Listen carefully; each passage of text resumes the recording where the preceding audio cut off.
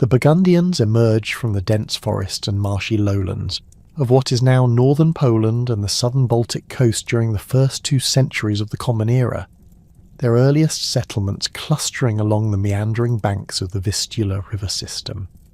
Archaeological excavations conducted throughout the 20th and early 21st centuries have revealed a distinctive material culture that sets the early Burgundians apart from their Germanic neighbours, particularly through their metalworking techniques and burial practices.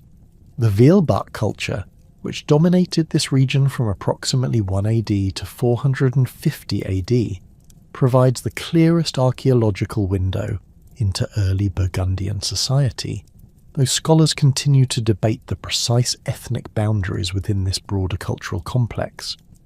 Excavations at sites like Kowaliko and Grzybowo have uncovered substantial evidence of Burgundian craftsmanship, particularly in their distinctive brooches and weapon manufacture. The archaeological record reveals a people skilled in iron production, with furnaces capable of reaching temperatures sufficient for creating high-quality steel weapons. Their fibulae, characterized by intricate spiral designs and animal motifs, demonstrate sophisticated metalworking techniques that would later influence their material culture as they moved westward. Unlike the simpler geometric patterns favoured by many contemporary Germanic tribes, Burgundian artisans incorporated complex zoomorphic elements that suggest both artistic sophistication and specific religious symbolism. The settlement patterns evident from archaeological surveys indicate that early Burgundian communities favoured elevated positions near river confluences, providing both defensive advantages and access to trade routes. These settlements typically consisted of rectangular longhouses constructed with timber frames and wattle and daub walls, capable of housing extended family groups of 15 to 20 individuals. The presence of specialised craft workshops within these settlements, identified through concentrations of metalworking debris and partially finished artefacts, suggests a degree of economic specialisation unusual among contemporary Germanic tribes. Burial practices provide particularly rich insights into early Burgundian society and belief systems. The archaeological evidence from cemeteries like those at Veklis reveals a warrior culture that placed tremendous emphasis on martial prowess and individual achievement. Male burials frequently contain elaborate weapon sets, including pattern-welded swords, iron spearheads with distinctive leaf-shaped blades, and round shields with iron bosses decorated with geometric patterns. The quality and quantity of grave goods vary significantly between burials, indicating a stratified society where military leaders and successful warriors accumulated considerable wealth and prestige. Women's burials from this period reveal their own forms of social stratification, with elite females interred alongside intricate jewellery, amber beads imported from Baltic shores, and textile implements that suggest their role in high-status craft production. The presence of Roman coins and imported glass vessels in some female graves indicates that Burgundian women participated in long-distance trade networks and held significant economic authority within their communities. Particularly notable are the discoveries of elaborate brooches and necklaces that combine local amber with imported materials, demonstrating the sophisticated trade connections that early Burgundian settlements maintained with both Roman territories and other Germanic tribes. The linguistic evidence for early Burgundian language presents a complex picture that scholars have painstakingly reconstructed. Through comparative analysis with related East Germanic dialects, Burgundian belonged to the East Germanic branch of the Germanic language family, sharing significant features with Gothic and Vandalic while maintaining distinctive characteristics that set it apart from West and North Germanic languages. The limited surviving textual evidence, primarily consisting of personal names, place names, and legal terminology preserved in later Latin sources, provides tantalizing glimpses into the phonological and morphological structure of the language. Analysis of Burgundian personal names recorded in later historical sources reveals distinctive linguistic patterns that help scholars trace the language's development and geographic distribution. Names like Gundahar, Gislaharius, and Godomar demonstrate the characteristic East Germanic treatment of certain consonant clusters and vowel systems that differentiated Burgundian from contemporary dialects. The preservation of certain archaic Germanic features, such as the retention of final syllables that were lost in other branches, suggests that Burgundian maintained conservative linguistic characteristics, even as other Germanic languages underwent rapid changes. The relationship between Burgundian and Gothic presents particular interest for historical linguists, as both languages shared innovations that distinguished them from other Germanic dialects. Both languages underwent similar sound changes in their treatment of Proto-Germanic consonant clusters, and both developed comparable systems for expressing certain grammatical relationships. However, Burgundian appears to have retained certain features that Gothic had already lost by the time of Wulfila's Bible translation in the 4th century, suggesting either geographic isolation or deliberate conservative tendencies within Burgundian linguistic communities. Comparison with Vandalic, the other major East Germanic language for which substantial evidence survives, reveals both similarities and crucial differences that help illuminate the internal relationships within the East Germanic branch. While both languages shared certain phonological innovations and maintained similar vocabulary related to warfare and tribal organisation, Burgundian appears to have developed unique features in its treatment of certain vowel systems and its incorporation of loanwords from neighbouring Celtic and Baltic languages. The tribal structure of early Burgundian society reflected the broader patterns common among Germanic peoples, while maintaining distinctive features that would prove crucial to their later historical development. Archaeological and linguistic evidence suggests a society organised around extended kinship groups, led by war leaders who derived their authority from the combination of hereditary status, military success, and religious legitimacy. These leaders, known by titles that later sources preserve as variations of Hendinos and Sinistus, commanded the loyalty of warrior bands that formed the backbone of Burgundian military and political organisation.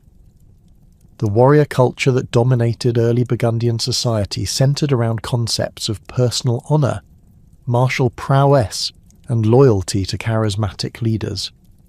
Young men underwent initiation ceremonies that marked their transition from childhood to warrior status, receiving their first weapons in rituals that archaeological evidence suggests involved elaborate feasting and gift-giving ceremonies.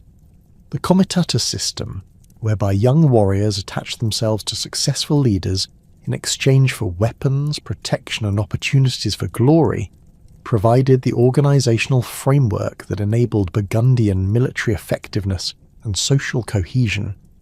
Archaeological evidence from weapon burials reveals the sophisticated military technology that supported Burgundian warrior culture.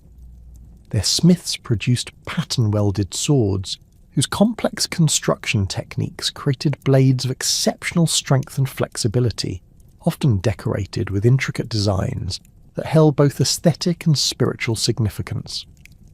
The presence of specialised arrowheads, designed for different tactical purposes, from broad hunting points to narrow armour-piercing designs, indicates a military culture that had developed sophisticated approaches to both individual combat and coordinated battlefield tactics.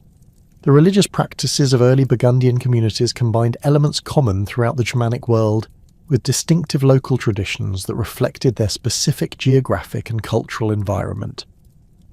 Like most Germanic tribes, the Burgundians worshipped Woden as their primary deity, viewing him as the god of war, wisdom and death who guided warriors in battle and received the souls of those who died with weapons in hand.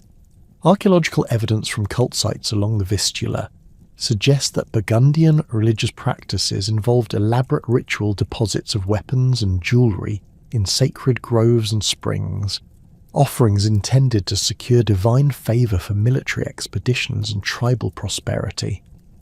Ancestor veneration played a crucial role in Burgundian religious life, with evidence suggesting that prominent warriors and tribal leaders continued to influence community decisions long after their deaths. Burial sites reveal practices consistent with ongoing communication with deceased ancestors, including the periodic reopening of graves to add new offerings or remove items for ritual use. The presence of what appear to be shrine-like structures associated with certain elite burials indicates that particularly successful leaders might achieve a semi-divine status within their communities, their graves becoming focal points for religious ceremonies and tribal gatherings. The integration of seasonal agricultural festivals with warrior cult practices created a religious calendar that reinforced both military values and community cohesion. Spring festivals celebrating the renewal of military campaigns after winter inactivity involved elaborate weapon ceremonies and the initiation of young warriors, while autumn celebrations marked the return of successful war bands and the distribution of plunder among tribal members. These seasonal observances strengthened the bonds between warriors and their communities, while maintaining the religious traditions that legitimized tribal leadership and social organization. During the late 2nd and early 3rd centuries, the relatively stable world of the early Burgundians began to experience pressures that would ultimately force them to abandon their ancestral territories along the Vistula. The expansion of Hunnic power from the eastern steppes created a domino effect of tribal migrations that disrupted the established balance of power throughout the Germanic world. While the Huns themselves did not initially penetrate as far west as Burgundian territories, their pressure on Gothic and other East Germanic tribes created a cascade of displacement that gradually affected all the peoples of the region. Climate changes during this period compounded the political pressures facing Burgundian communities. Paleoclimatic evidence suggests that the 3rd century witnessed a period of cooling temperatures and increased precipitation that made traditional agricultural practices more difficult and reduced the carrying capacity of the land. Archaeological evidence from Burgundian settlements shows signs of increasing stress during this period, with smaller house sizes, reduced craft production, and changes in burial practices that suggest communities under pressure. The combination of external military threats and environmental challenges created conditions that made westward migration increasingly attractive to Burgundian leaders. Roman sources begin to mention Burgundian groups along the Rhine frontier during the mid-3 RD century, suggesting that the migration process had begun by this time. The decision to abandon ancestral territories represented a fundamental transformation in Burgundian society, requiring new forms of organisation and leadership capable of managing the complex logistics of moving entire communities across hundreds of miles of contested territory. The archaeological record from the latest phases of Burgundian occupation along the Vistula reveals a society in transition, with evidence of increased weapon production, changes in settlement patterns that suggest preparation for mobility, and the appearance of new burial practices that may reflect the spiritual preparations necessary for such a momentous undertaking. The material culture of this transitional period shows influences from multiple sources, suggesting that Burgundian communities were already beginning to adapt to the multicultural environment they would encounter as they moved westward into the Roman frontier zone. The transformation of Burgundian society from settled communities along the Vistula to mobile warrior bands capable of crossing the Rhine represented one of the most dramatic demographic shifts in late antiquity. By the closing decades of the 4th century, Burgundian tribal confederations had completed their westward journey across the North European plain, establishing temporary settlements along the Middle Rhine Valley while maintaining the military organisation necessary for continued expansion.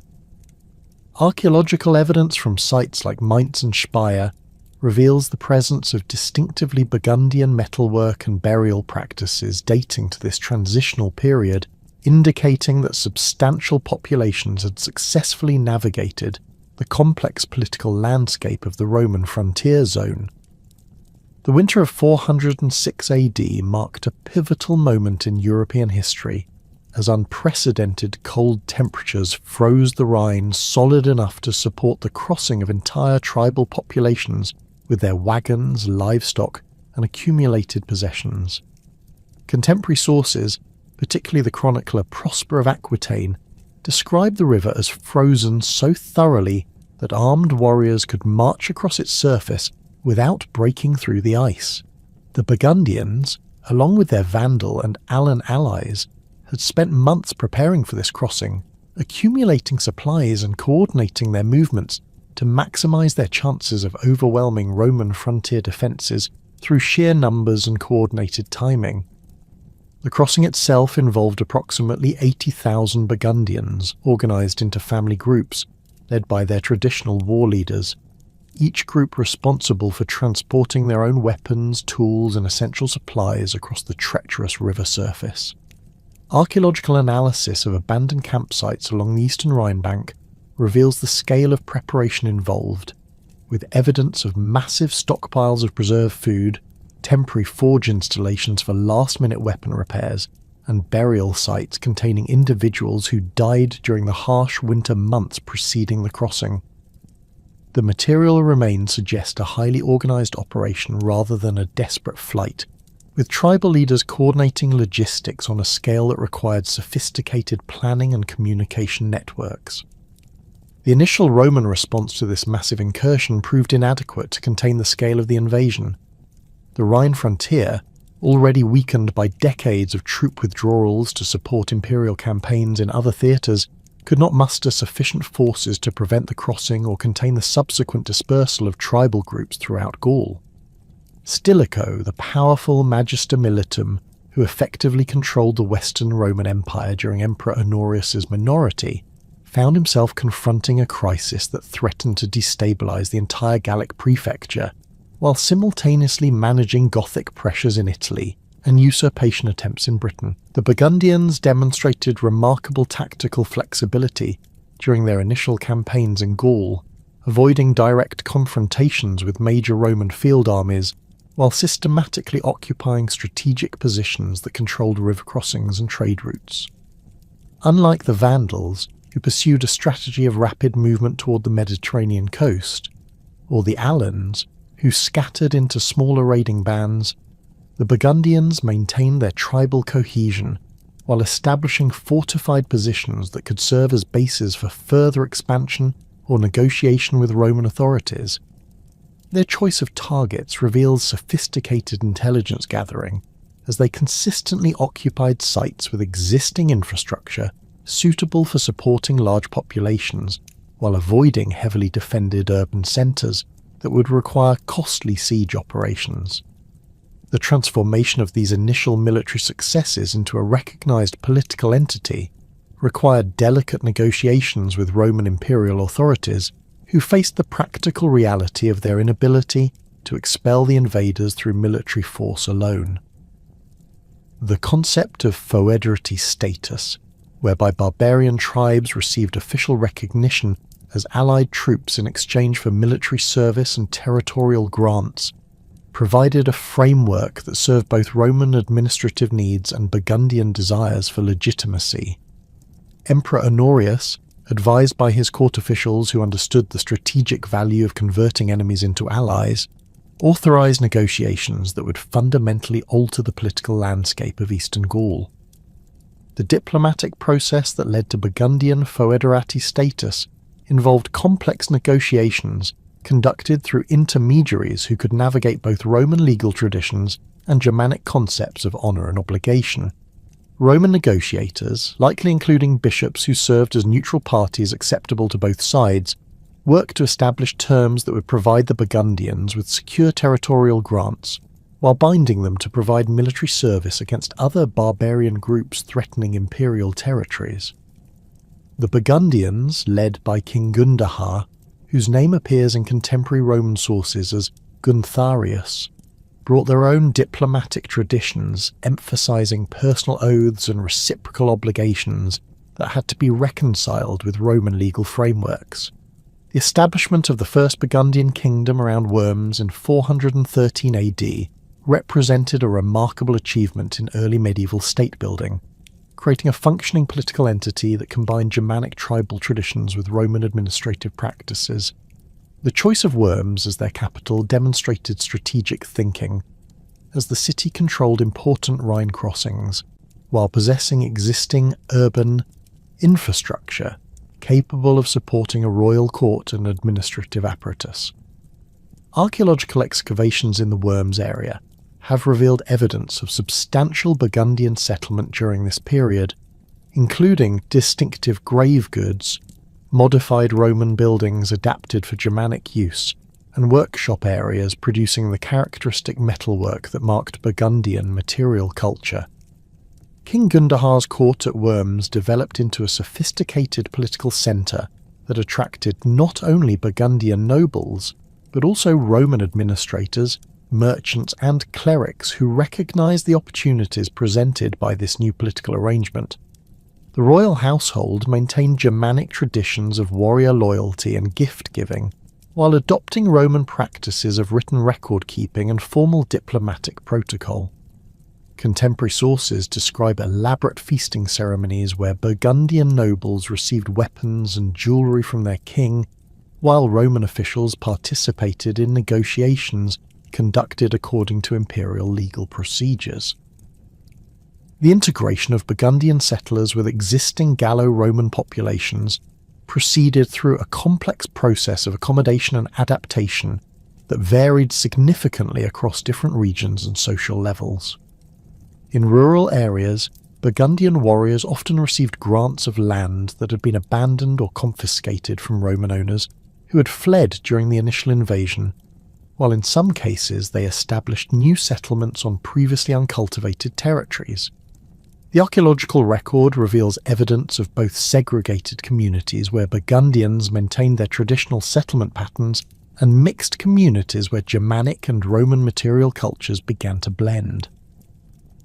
The legal framework governing these interactions drew upon both Roman provincial law and Germanic customary practices, creating hybrid systems that addressed the practical needs of governing mixed populations. Burgundian nobles retained authority over their own followers according to traditional tribal law, while interactions with Roman citizens often fell under modified versions of imperial legal procedures. This dual system required constant negotiation and adjustment, with local bishops and Roman administrators often serving as mediators in disputes between different legal traditions. Economic relationships between Burgundians and Gallo-Romans developed along lines that reflected both groups' practical needs and existing power structures. Burgundian warriors, trained primarily in military skills, often depended upon Roman craftsmen and merchants for manufactured goods and luxury items, while their control of agricultural land and trade routes provided them with the resources necessary to purchase these products. The archaeological evidence reveals increasing standardization of pottery styles and metalwork techniques during this period, suggesting active cultural exchange and economic integration despite political and legal distinctions. The religious landscape of the Burgundian kingdom presented particular challenges, as the overwhelming majority of Gallo-Romans had adopted Christianity, while the Burgundians remained committed to their traditional Germanic religious practices. King Gundahar and his nobles maintained their devotion to Woden and other Germanic deities, while recognizing the political necessity of accommodating Christian subjects and maintaining diplomatic relations with Christian Roman authorities. This religious plurality required careful management to prevent conflicts that could destabilize the kingdom's internal cohesion or its external relationships. Archaeological evidence from religious sites in the Worms region reveals the coexistence of Germanic cult practices with Christian worship, often within remarkably close geographic proximity. Excavations of uncovered weapon deposits and ritual animal sacrifices characteristic of Germanic religious observances, alongside Christian church foundations and burial grounds that follow Roman Christian practices. This religious diversity appears to have been managed through territorial separation and mutual tolerance rather than syncretistic blending, with each community maintaining its distinct religious identity while participating in shared economic and political structures. The military organisation of the Burgundian kingdom combined traditional Germanic warrior bands with innovations necessary for defending fixed territorial boundaries and fulfilling feudatory obligations to the Roman Empire. The royal army maintained the traditional structure of noble-led war bands, bound to the king through personal loyalty oaths, but these units were supplemented by territorial militias responsible for local defence and garrison duties. Archaeological evidence reveals the continued production of traditional Burgundian weapons, alongside the adoption of Roman military equipment and tactics suitable for siege warfare and coordinated field operations. The kingdom's military effectiveness was demonstrated through successful campaigns against Alemannic raiders and other barbarian groups that threatened both Burgundian territories and Roman interests in the region. These operations required coordination between Burgundian forces and Roman field armies, creating military relationships that strengthened the political alliance, while providing Burgundian warriors with opportunities to acquire plunder and prestige through traditional means. The success of these joint operations reinforced the value of the feudatory arrangement for both parties, while establishing the Burgundians as a significant military power in their own right. The prosperity of the Worms kingdom during its early decades attracted additional Germanic settlers and refugees from other tribal groups, displaced by continuing migrations and conflicts. This population growth strengthened Burgundian military capabilities, while creating new challenges for resource management and internal governance. Archaeological surveys reveal evidence of expanding settlement areas and increased agricultural production during this period, suggesting successful adaptation to their new territorial base and growing economic prosperity. The cultural flowering that accompanied political stability manifested itself in distinctive art forms that combined Germanic traditions with influences absorbed from contact with Roman and other cultures. Burgundian metalworkers developed new techniques for decorating weapons and jewellery that incorporated motifs from multiple sources while maintaining recognisably Burgundian characteristics. The archaeological record reveals increasingly sophisticated craftsmanship in both utilitarian and ceremonial objects, indicating the presence of specialised artisans capable of producing goods for both local consumption and long-distance trade. However, the very success of the Burgundian kingdom created conditions that would ultimately lead to its destruction. The growing power and prosperity of Gundahar's realm attracted the attention of Attila the Hun, whose expanding empire sought to eliminate potential rivals while extracting tribute from settled populations. The Huns' demand for submission and tribute payments conflicted fundamentally with Burgundian concepts of royal honour and tribal independence, creating an irreconcilable conflict that neither diplomatic negotiation nor military deterrence could resolve. The Roman Empire's relationship with the Burgundians became increasingly complicated as Hunnic pressure intensified throughout the 430s.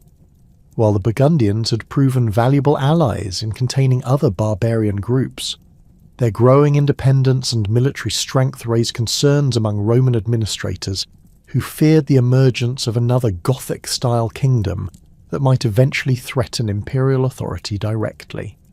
The convergence of Roman strategic concerns with Hunnic expansion created the conditions for the catastrophic events of 436 AD, when combined Hunnic and Roman forces launched the devastating assault that would destroy the Worms kingdom and scatter its population across Gaul.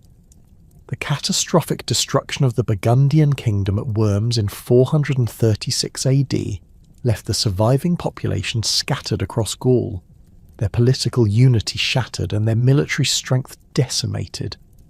Contemporary sources, including the chronicler Hodasius and later Gallic annals, describe the aftermath as a humanitarian crisis of unprecedented scale, with refugee columns stretching for miles along Roman roads as displaced Burgundians sought shelter and sustenance wherever they could find it. The survivors faced not only the immediate challenges of finding food and shelter, but also the complex task of maintaining their cultural identity and social structures without the institutional framework of their former kingdom. The Roman response to this crisis reflected both pragmatic administrative concerns and genuine humanitarian considerations. Emperor Valentinian III, ruling from Ravenna under the guidance of his mother, Galla Placidia, and the powerful General Aetius, recognized that the displaced Burgundians represented both a potential security threat and a valuable military resource if properly managed. The imperial administration had learned from previous experiences with barbarian settlements that successful integration required careful planning, adequate resources, and clear legal frameworks that could accommodate Germanic social structures within Roman provincial administration. Aetius, whose military genius had already demonstrated itself in campaigns against various barbarian groups and usurpers, understood that the Burgundian survivors possessed military skills and organizational capabilities that could serve imperial interests if channeled effectively. His previous interactions with Germanic tribes had taught him that successful foederati arrangements required respecting tribal leadership structures while establishing clear obligations and territorial boundaries. The general strategic vision encompassed not merely the immediate problem of refugee resettlement, but the longer-term goal of creating a stable buffer zone against further barbarian incursions from across the Rhine. The selection of Sapaudia as the destination for Burgundian resettlement demonstrated sophisticated understanding of both geographic and political factors that would influence the success of this ambitious undertaking. The region, encompassing much of modern Savoy and extending into adjacent areas of what would become Switzerland and southeastern France, offered several crucial advantages for establishing a new Burgundian homeland. The mountainous terrain provided natural defensive barriers that would make the territory easier to defend against external threats, while the fertile valleys contained sufficient agricultural land to support substantial populations. Archaeological surveys conducted throughout the Sapaudia region have revealed evidence of existing Gallo-Roman settlements and villa complexes that could provide immediate shelter and infrastructure for incoming Burgundian families. These established communities possessed the agricultural knowledge and equipment necessary for successful farming in the region's specific climatic and soil conditions, while their existing trade connections could facilitate the economic integration of Burgundian settlers. The presence of Roman administrative centres at locations like Geneva and Vienne provided institutional frameworks that could be adapted to accommodate the hybrid governance systems necessary for managing mixed populations. The actual process of resettlement, beginning around 443 AD, involved complex logistical operations that required coordination between Roman provincial administrators, Burgundian tribal leaders, and local Gallo-Roman communities. Imperial officials conducted detailed surveys of available land, assessing both the carrying capacity of different areas and the existing population densities that would affect integration prospects. Burgundian leaders, meanwhile, worked to maintain clan and family groupings during the relocation process, recognizing that preserving these traditional social bonds would be crucial for maintaining cultural continuity in their new homeland. The legal framework governing this resettlement drew upon established Roman precedents for barbarian foederati, while incorporating specific provisions designed to address the unique circumstances of the Burgundian situation. The hospitalitas system, whereby barbarian settlers received grants of land and resources in exchange for military service obligations, provided the basic structure for these arrangements. However, the Burgundian settlement required modifications to accommodate their larger numbers and more complex social organisation compared to previous foederati groups. Under these arrangements, Burgundian nobles received substantial land grants that enabled them to maintain their traditional roles as leaders of warrior bands while accepting overall Roman administrative authority. The size and quality of these grants reflected both the military value of the recipients and the practical availability of suitable territories within the designated settlement zones.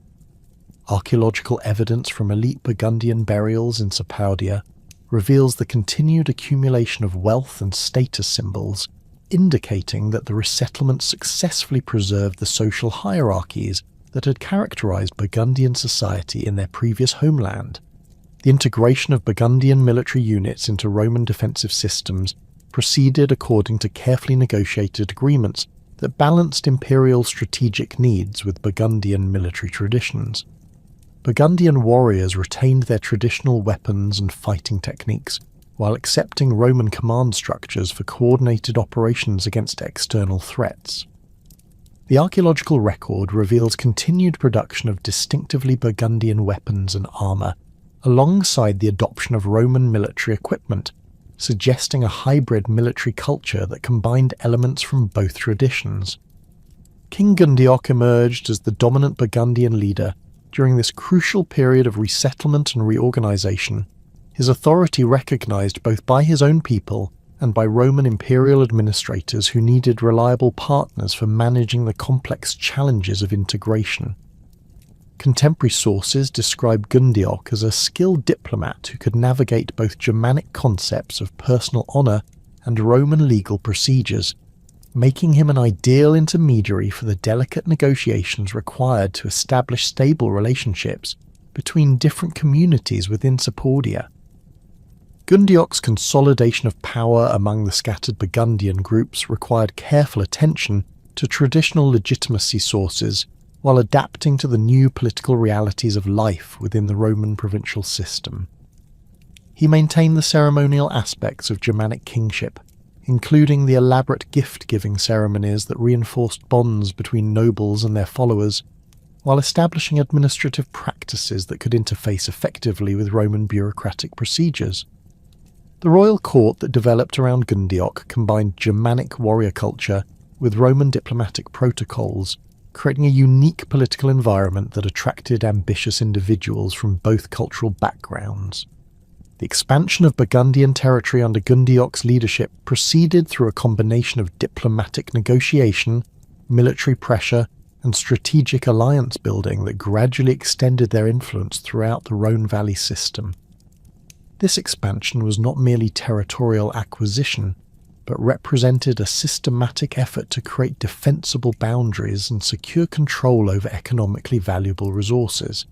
The Rhone River system provided crucial transportation routes that connected Mediterranean markets with northern European trade networks, while the surrounding agricultural lands offered the productive capacity necessary to support growing populations. Archaeological evidence from sites throughout the expanding Burgundian territories reveals the establishment of fortified positions at strategic locations that controlled river crossings and mountain passes. These fortifications combined Germanic defensive concepts with Roman engineering techniques, creating hybrid military architectures that reflected the cultural synthesis occurring throughout Burgundian society. The presence of both Germanic-style weapons deposits and Roman military equipment at these sites indicates the mixed composition of garrison forces and the continued evolution of Burgundian military practices. The development of Burgundian legal systems during this period represented one of the most significant achievements of early medieval jurisprudence, creating comprehensive legal codes that successfully integrated Germanic customary law with Roman legal principles. This synthesis was not merely theoretical, but addressed practical needs arising from the governance of mixed populations with different legal traditions and cultural expectations. The Burgundian legal system had to accommodate disputes between Germanic warriors and Roman citizens, regulate economic relationships between different communities, and establish procedures for criminal justice that both groups would accept as legitimate. The Lex Burgundianum, though compiled in its surviving form during later periods, reflects legal developments that began during Gundioch's reign as Burgundian administrators worked to create coherent legal frameworks for their expanding territories. The code's provisions reveal sophisticated understanding of both Germanic concepts of personal honour and Roman principles of written law, creating hybrid legal procedures that could address the complex disputes arising in multicultural societies. The emphasis on compensation payments rather than physical punishment reflected Germanic legal traditions, while the detailed procedural requirements demonstrated Roman influence on legal administration. Property law presented particular challenges in the Burgundian legal system, as it had to reconcile Germanic concepts of collective tribal ownership with Roman principles of individual property rights.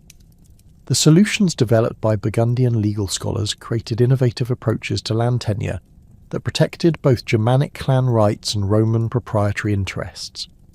Archaeological evidence from rural settlements reveals the practical implementation of these legal principles, with mixed communities developing land use patterns that reflected both cultural traditions while maintaining social harmony. The regulation of marriage and family relationships required similar synthesis between different cultural traditions, as Germanic and Roman societies had developed distinct approaches to kinship, inheritance, and gender roles. Burgundian law developed comprehensive provisions governing intermarriage between different ethnic groups, while preserving the essential elements of both Germanic and Roman family structures. The archaeological record from Burgundian cemeteries reveals burial practices that reflect these hybrid family arrangements, with grave goods and burial orientations that combine elements from multiple cultural traditions. Criminal law in the Burgundian system demonstrated particular sophistication in addressing the challenges of maintaining order in societies with different concepts of justice and punishment. The legal codes established clear procedures for investigating crimes, determining guilt, and imposing appropriate penalties while accommodating both Germanic traditions of personal vengeance and Roman principles of state-administered justice. The emphasis on monetary compensation and public reconciliation ceremonies reflected Germanic legal culture, while the detailed evidentiary requirements and procedural safeguards demonstrated Roman legal influence. The economic foundations of the Second Burgundian Kingdom rested upon successful integration of traditional Germanic economic practices with the sophisticated agricultural and commercial systems that characterized Gallo-Roman society. The Burgundians brought with them expertise in animal husbandry, metalworking, and certain forms of agriculture, while encountering Roman innovations in crop rotation, viticulture, and commercial organization that could significantly enhance their economic productivity. The archaeological record reveals rapid adoption of Roman agricultural techniques alongside the preservation of traditional Germanic craft production methods. Agricultural development in Burgundian territories proceeded through careful adaptation of Roman villa systems to accommodate Germanic social structures and land use patterns. The villa complexes that dotted the Sapaudia region provided existing infrastructure for large-scale agricultural production, while their associated workshops and storage facilities could support the craft production that remained central to Germanic economic culture. Archaeological excavations at sites like the villa complex near Annecy reveal modifications made during the Burgundian period that reflect the integration of Germanic and Roman agricultural practices. The preservation and adaptation of existing Gallo-Roman villa systems required careful negotiation between incoming Burgundian settlers and established local populations who possessed crucial knowledge about local agricultural conditions and techniques.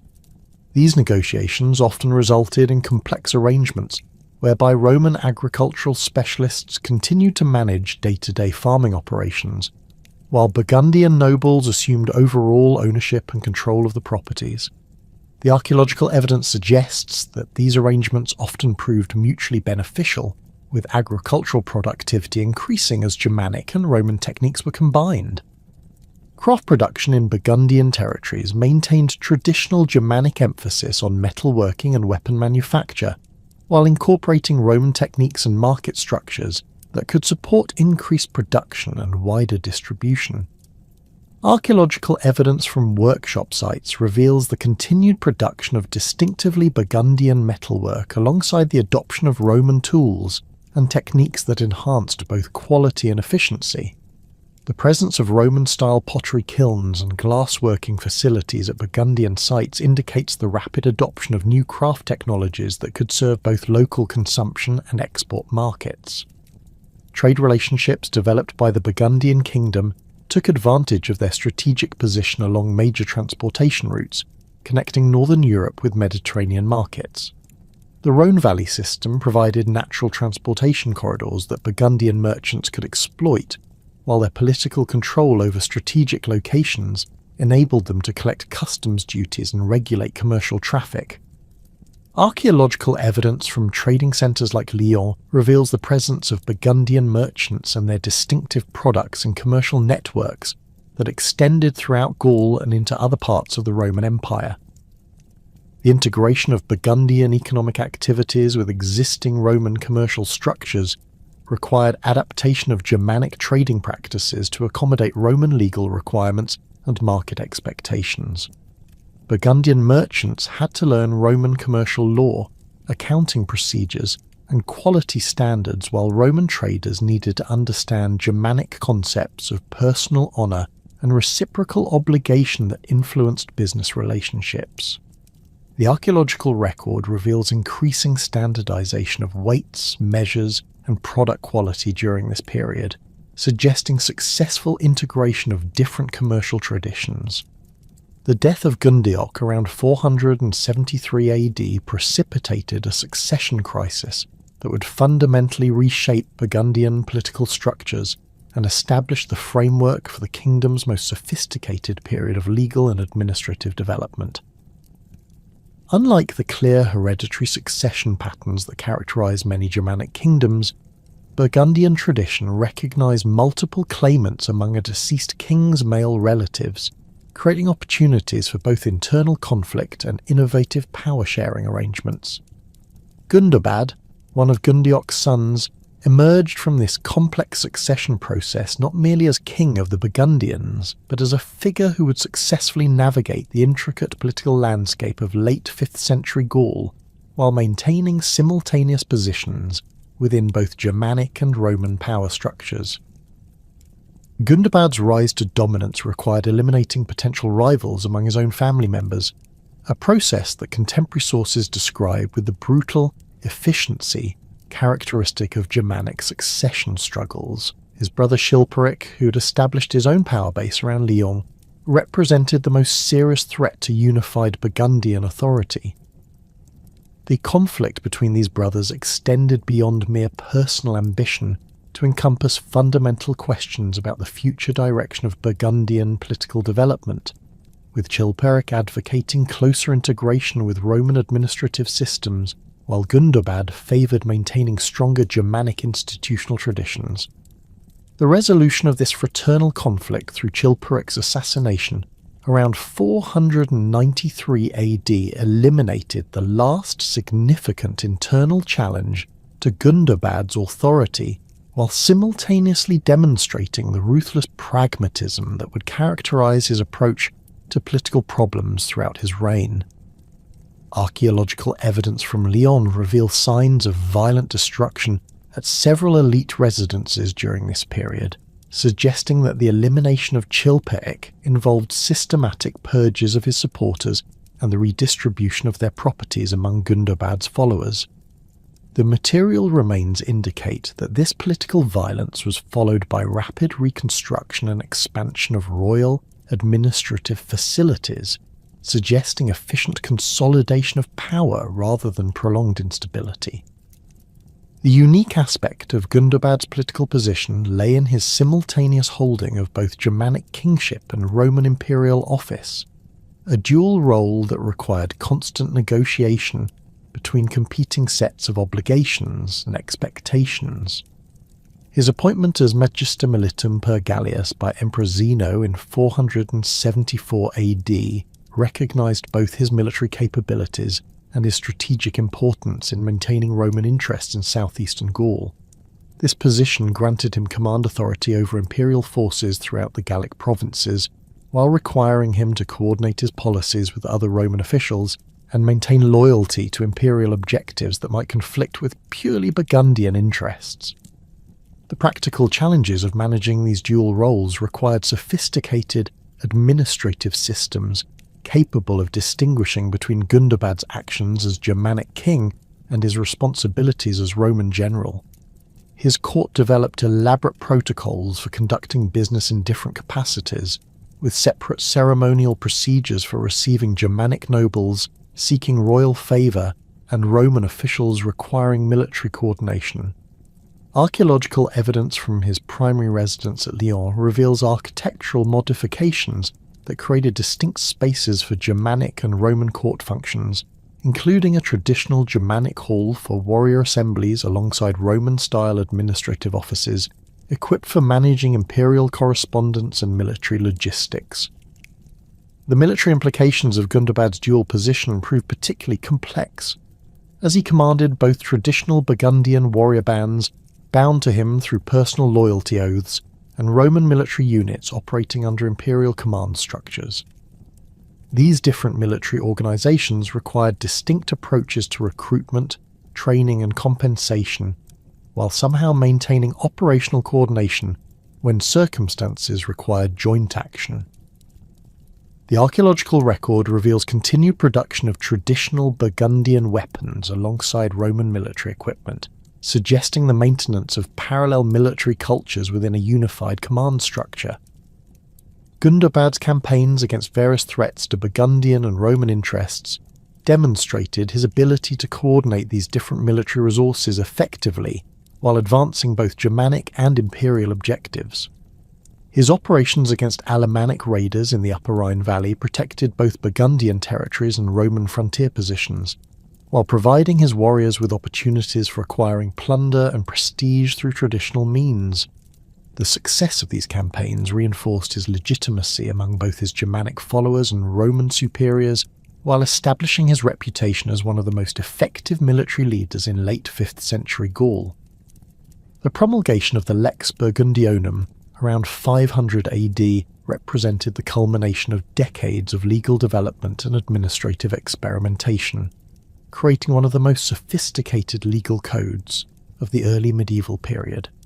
This comprehensive legal system addressed the practical challenges of governing mixed populations with different cultural traditions, while establishing clear procedural frameworks that could accommodate both Germanic customary law and Roman legal principles. The code's development required extensive consultation with both Germanic legal experts who understood traditional tribal customs and Roman jurists familiar with imperial legal procedures. The structure of the Lex Burgundionum reveals careful attention to the hierarchical organization of Burgundian society, while incorporating Roman concepts of written law and procedural regularity.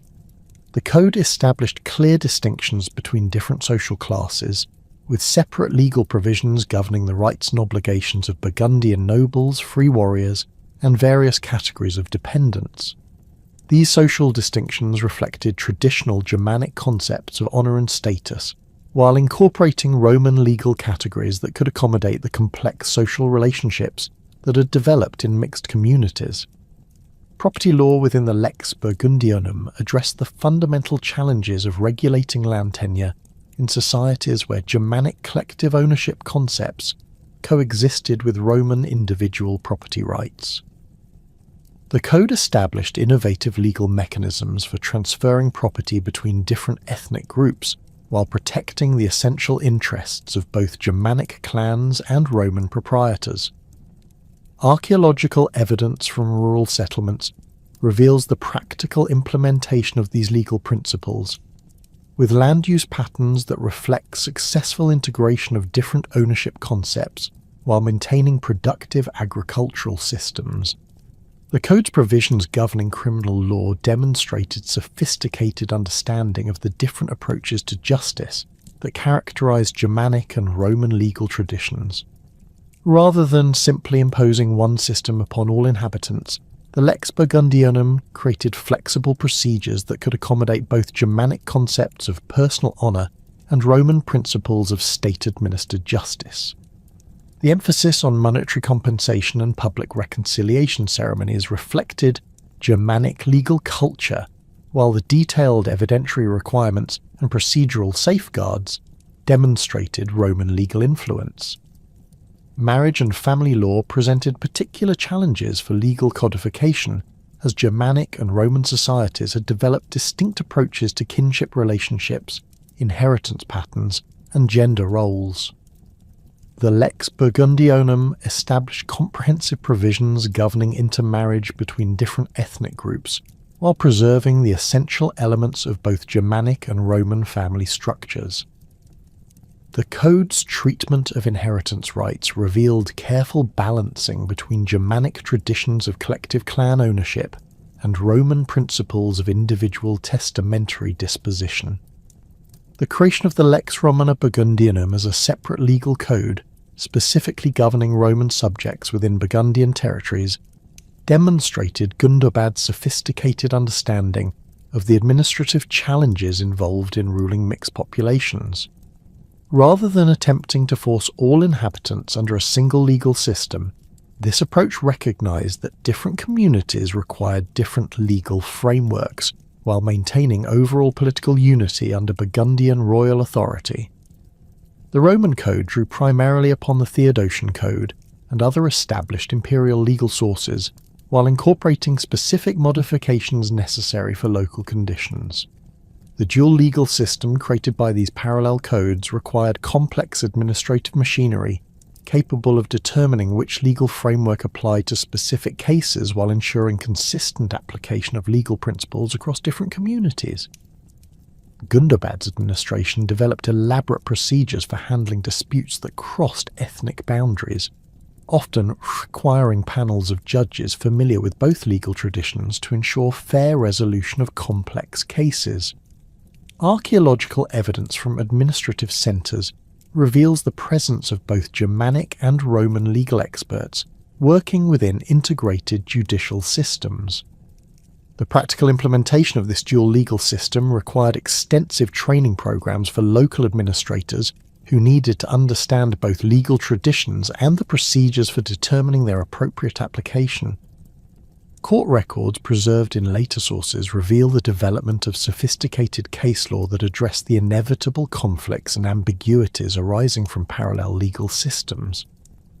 The success of these arrangements is demonstrated by the relative stability and prosperity that characterized Burgundian territories during Gundobad's reign, suggesting that the legal framework successfully addressed the practical needs of mixed populations. Religious policy under Gundobad required equally careful balancing between the Arian Christianity that had become dominant among Burgundian elites and the Catholic Christianity practiced by the majority of Gallo-Roman subjects. Gundobad's own conversion to Arian Christianity, probably occurring during his early career as a military leader, reflected both personal conviction and political calculation, as Arianism had become associated with Germanic royal authority throughout much of post-Roman Europe. However, his marriage to a Catholic wife and his tolerant policies towards Catholic clergy demonstrated his understanding that successful governance required accommodation of different religious traditions. The theological differences between Arian and Catholic Christianity, centering primarily on the nature of Christ's relationship to God the Father, had become deeply intertwined with ethnic and political identities throughout the former Roman Empire. Arian Christianity, with its emphasis on the subordination of the Son to the Father, appealed to Germanic concepts of hierarchical authority, while Catholic Trinitarian theology resonated with Roman intellectual traditions and established ecclesiastical structures. Gundobad's religious policies had to navigate these theological distinctions while preventing religious differences from undermining political stability. Archaeological evidence from religious sites throughout Burgundian territories reveals the coexistence of Arian and Catholic worship facilities, often within remarkably close geographic proximity. Excavations at sites like Vienne have uncovered both Arian churches built according to Germanic architectural traditions and Catholic basilicas following Roman ecclesiastical designs. The material remains suggest that these different religious communities maintained distinct liturgical practices and theological orientations, while participating in shared economic and political structures. Gundobad's approach to religious governance involved maintaining separate ecclesiastical hierarchies for Arian and Catholic communities while ensuring that religious differences did not interfere with secular administrative functions. Arian bishops, typically drawn from Burgundian noble families, provided religious leadership for Germanic communities, while Catholic bishops, often representing established Gallo-Roman ecclesiastical lineages, continued to serve Roman populations. The king's court maintained relationships with both hierarchies while avoiding direct involvement in theological disputes that could alienate either community. The diplomatic challenges arising from religious divisions extended beyond internal governance to encompass Gundobad's relationships with neighbouring kingdoms and the Byzantine Empire. His Arian faith aligned him with other Germanic kingdoms, particularly the Ostrogothic realm of Theodoric the Great, while creating potential conflicts with Catholic Frankish rulers and Byzantine imperial policies favouring Orthodox Christianity.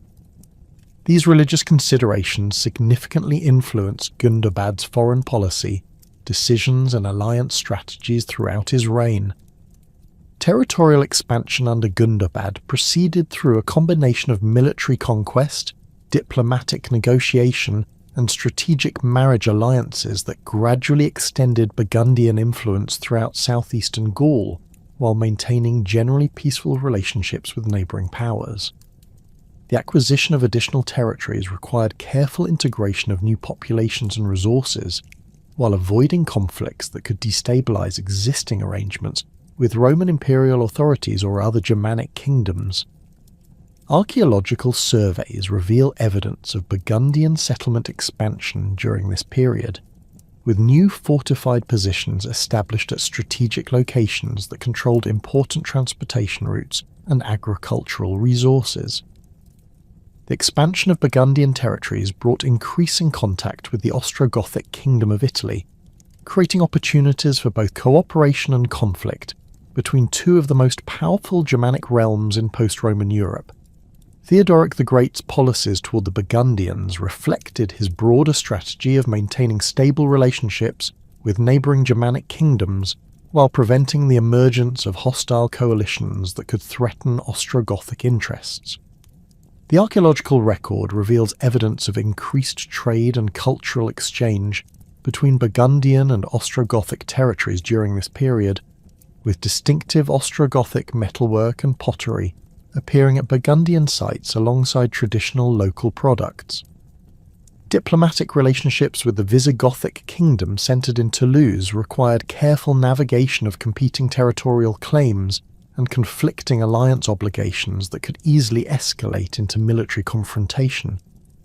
The Visigoths' expansion into southern Gaul brought them into direct contact with Burgundian territories along the Rhone Valley, creating potential flashpoints that required constant diplomatic attention to prevent escalation into open warfare. Marriage alliances between Burgundian and Visigothic royal families provided frameworks for managing these tensions, while creating new complications when dynastic disputes arose within either kingdom. The emergence of Frankish power under Clovis presented the most significant long-term challenge to Burgundian independence, as the Frankish kingdom's rapid expansion threatened to encircle Burgundian territories, while Clovis's conversion to Catholic Christianity provided him with potential allies among Gundobad's Gallo-Roman subjects. The religious dimension of this rivalry added theological legitimacy to what might otherwise have been purely territorial conflicts, with Catholic clergy potentially viewing Frankish expansion as divine judgment against Arian heresy. Gundobad's diplomatic responses to growing Frankish pressure required careful balancing between military deterrence and political accommodation, while maintaining the loyalty of his religiously diverse subjects. The gradual transformation of Burgundian religious practices from traditional Germanic paganism through Arian Christianity to eventual Catholic orthodoxy represented one of the most complex cultural negotiations in early medieval Europe, involving not merely theological conversion, but fundamental restructuring of social hierarchies, legal systems, and political legitimacy. The initial adoption of Arian Christianity by Burgundian elites during the late 5th century had provided a theological framework that accommodated Germanic concepts of hierarchical authority, while distinguishing Burgundian identity from their Catholic Gallo-Roman subjects. However, the practical challenges of governing mixed populations, combined with shifting diplomatic pressures from neighbouring Catholic kingdoms, created conditions that made religious transformation both politically necessary and culturally inevitable. The influence of Catholic Gallo-Roman subjects on Burgundian religious development operated through multiple channels that gradually eroded the theological and social barriers separating Arian and Catholic communities. Intermarriage between Burgundian nobles and prominent Gallo-Roman families created household environments where different religious traditions coexisted in intimate daily contact, with children exposed to both Arian and Catholic theological concepts from earliest childhood. Archaeological evidence from elite residential sites reveals the presence of both Arian and Catholic religious artifacts within the same household contexts, including distinctive liturgical vessels, religious jewellery, and devotional objects that suggest active participation in multiple religious traditions. The economic relationships that developed between Burgundian landowners and Gallo-Roman agricultural specialists created additional opportunities for religious interaction and influence. Catholic farmers, craftsmen, and merchants working on Burgundian estates brought with them not only technical expertise, but also religious practices that gradually influenced their Germanic employers through daily contact and shared participation in seasonal agricultural festivals. The archaeological record from rural settlements reveals the gradual adoption of Catholic religious symbols and burial practices among Burgundian communities, suggesting grassroots religious transformation that preceded and influenced elite conversion decisions. Catholic clergy played particularly crucial roles in this transformation process, serving as diplomatic intermediaries, legal advisors, and cultural bridges between different communities within Burgundian territories. Bishops like Avitus of Vienne possessed both theological expertise and political sophistication that made them valuable counsellors to Burgundian rulers grappling with complex administrative challenges. Their correspondence, preserved in various ecclesiastical archives, reveals sustained intellectual engagement with Burgundian nobles on questions ranging from legal theory to military strategy, demonstrating the practical utility of Catholic clerical education in secular governance. The theological arguments advanced by Catholic clergy in their interactions with Arian Burgundians focused less on abstract doctrinal disputes than on practical questions of religious authority and institutional legitimacy. Catholic bishops emphasized their connections to established ecclesiastical hierarchies that extended throughout the former Roman Empire, arguing that Catholic Christianity provided access to broader networks of religious and political support that could strengthen Burgundian diplomatic positions. The material evidence reveals increasing Burgundian patronage of Catholic religious institutions during the early 6th century, suggesting growing appreciation for the practical benefits of Catholic ecclesiastical connections. The conversion of King Sigismund to Catholic Christianity around 516 AD marked a decisive turning point in Burgundian religious development, representing not merely personal theological conviction, but calculated political strategy designed to strengthen the kingdom's position in an increasingly Catholic European diplomatic environment. Sigismund's decision to abandon the Arian faith of his father Gundobad required careful management to avoid alienating traditional Burgundian supporters, while signalling his commitment to Catholic orthodoxy to neighbouring rulers and potential allies. Contemporary sources describe elaborate conversion ceremonies that combine traditional Germanic concepts of royal authority with Catholic sacramental theology, creating hybrid religious rituals that could satisfy both cultural traditions. Sigismund's promotion of Catholic monasticism represented a particularly sophisticated approach to religious transformation that addressed both spiritual and political objectives simultaneously. Monastic communities provided institutional frameworks for preserving and transmitting Catholic theological traditions, while serving practical functions as centres of learning, agricultural innovation, and diplomatic communication. The king's patronage of monastic establishments demonstrated his commitment to Catholic orthodoxy while creating religious institutions that could contribute to the kingdom's economic and cultural development.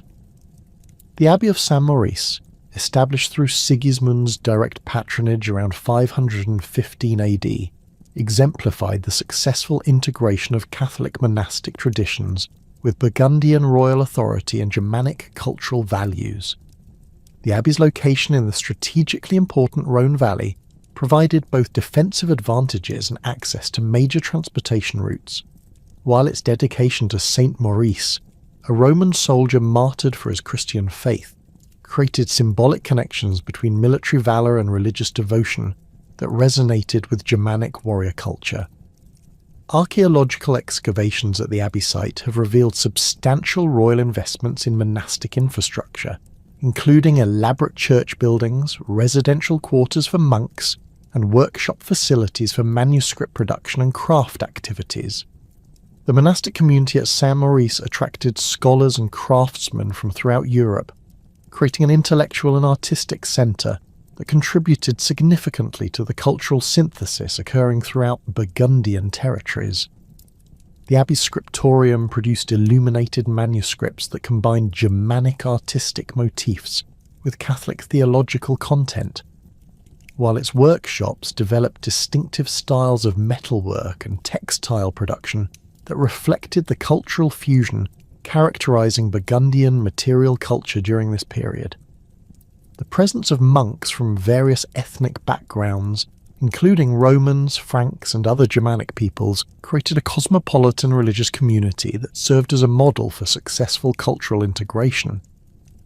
The abbey's economic activities extended far beyond traditional monastic functions to encompass agricultural innovation, craft production, and commercial activities that contributed substantially to regional economic development. Monastic estates established systematic approaches to crop rotation, animal husbandry, and land management that increased agricultural productivity while providing employment opportunities for local populations. The archaeological record reveals evidence of monastic involvement in mining operations, metalworking activities, and textile production that generated substantial revenues for both the abbey and the royal treasury. Sigismund's patronage of other monastic establishments throughout his territories created a network of Catholic religious institutions that served multiple functions within the kingdom's administrative and cultural systems. Monasteries like those at Agaun and Romain-Motier provided centres for theological education that trained clergy capable of serving both Burgundian and Gallo-Roman communities, while their economic activities contributed to regional prosperity and political stability. The monastic movement's emphasis on written record-keeping and legal documentation supported the kingdom's administrative development, while preserving historical and cultural information that would prove invaluable for later generations. The cultural fusion that characterized Burgundian society during the early 6th century manifested itself most clearly in the artistic and material culture that emerged from the interaction between Germanic traditions and Gallo-Roman customs. This synthesis was not merely superficial borrowing, but represented fundamental transformation of cultural practices that created distinctively Burgundian approaches to art, architecture, and daily life. The archaeological record reveals the emergence of hybrid artistic styles that combined Germanic symbolic systems with Roman technical expertise, creating material culture that was recognizably Burgundian while incorporating elements from multiple cultural traditions. Burgundian metalworking during this period demonstrated particular sophistication in combining traditional Germanic techniques with innovations learned from Roman craftsmen and imported from other cultural contacts.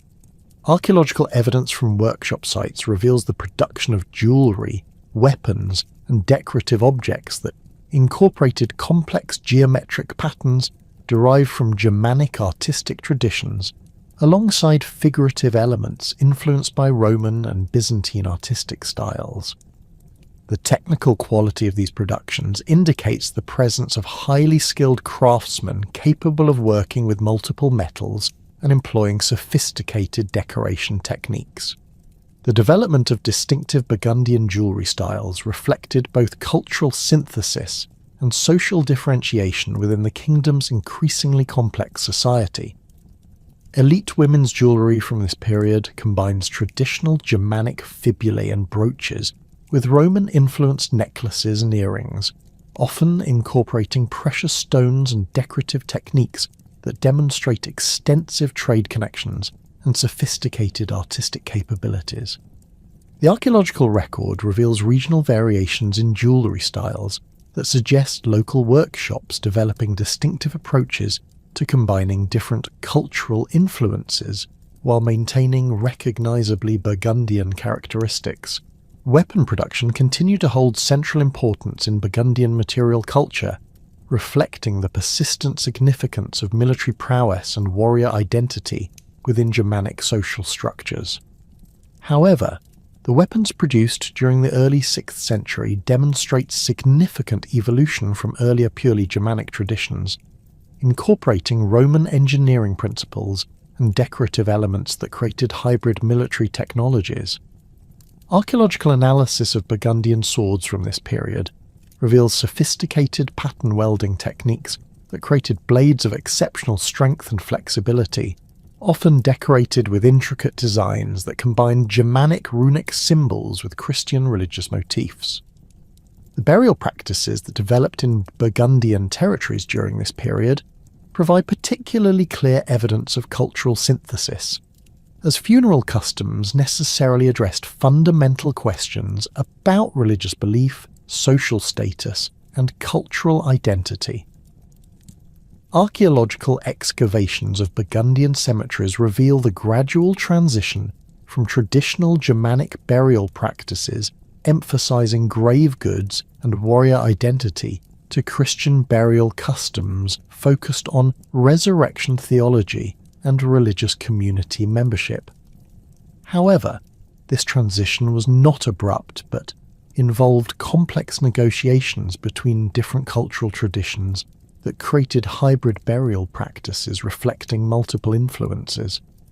The orientation and layout of Burgundian burial grounds demonstrate the practical challenges involved in accommodating different religious traditions within shared community spaces. Many cemeteries from this period reveal evidence of both pagan and Christian burial practices occurring simultaneously, with traditional Germanic grave goods appearing alongside Christian religious symbols in the same burial contexts. The archaeological evidence suggests that communities developed flexible approaches to burial practices that could accommodate different religious beliefs while maintaining social cohesion and cultural continuity. The grave goods associated with Burgundian burials during the early 6th century reflect the complex social and cultural transformations occurring throughout the kingdom. Elite burials continue to emphasize military equipment and luxury objects that demonstrated social status and cultural identity, but these traditional Germanic grave goods increasingly appear alongside Christian religious artifacts and Roman-influenced decorative objects. The presence of both pagan and Christian religious symbols in the same burial context suggests that cultural transformation involved synthesis rather than simple replacement of older traditions.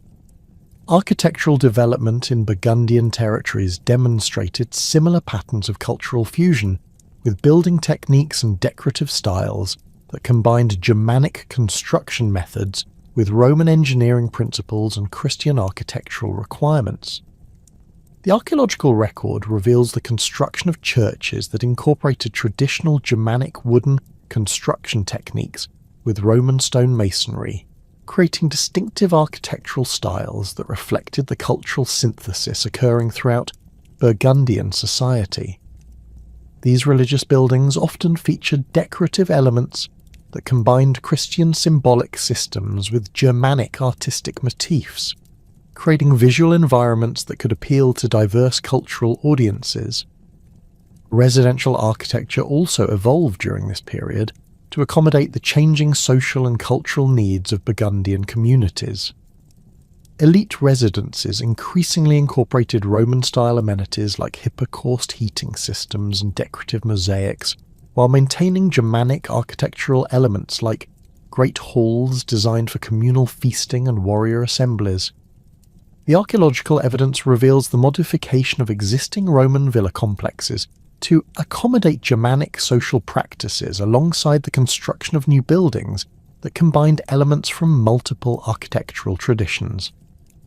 The development of urban centres throughout Burgundian territories reflected the kingdom's growing administrative sophistication and economic prosperity, while demonstrating successful integration of different cultural approaches to urban planning and development.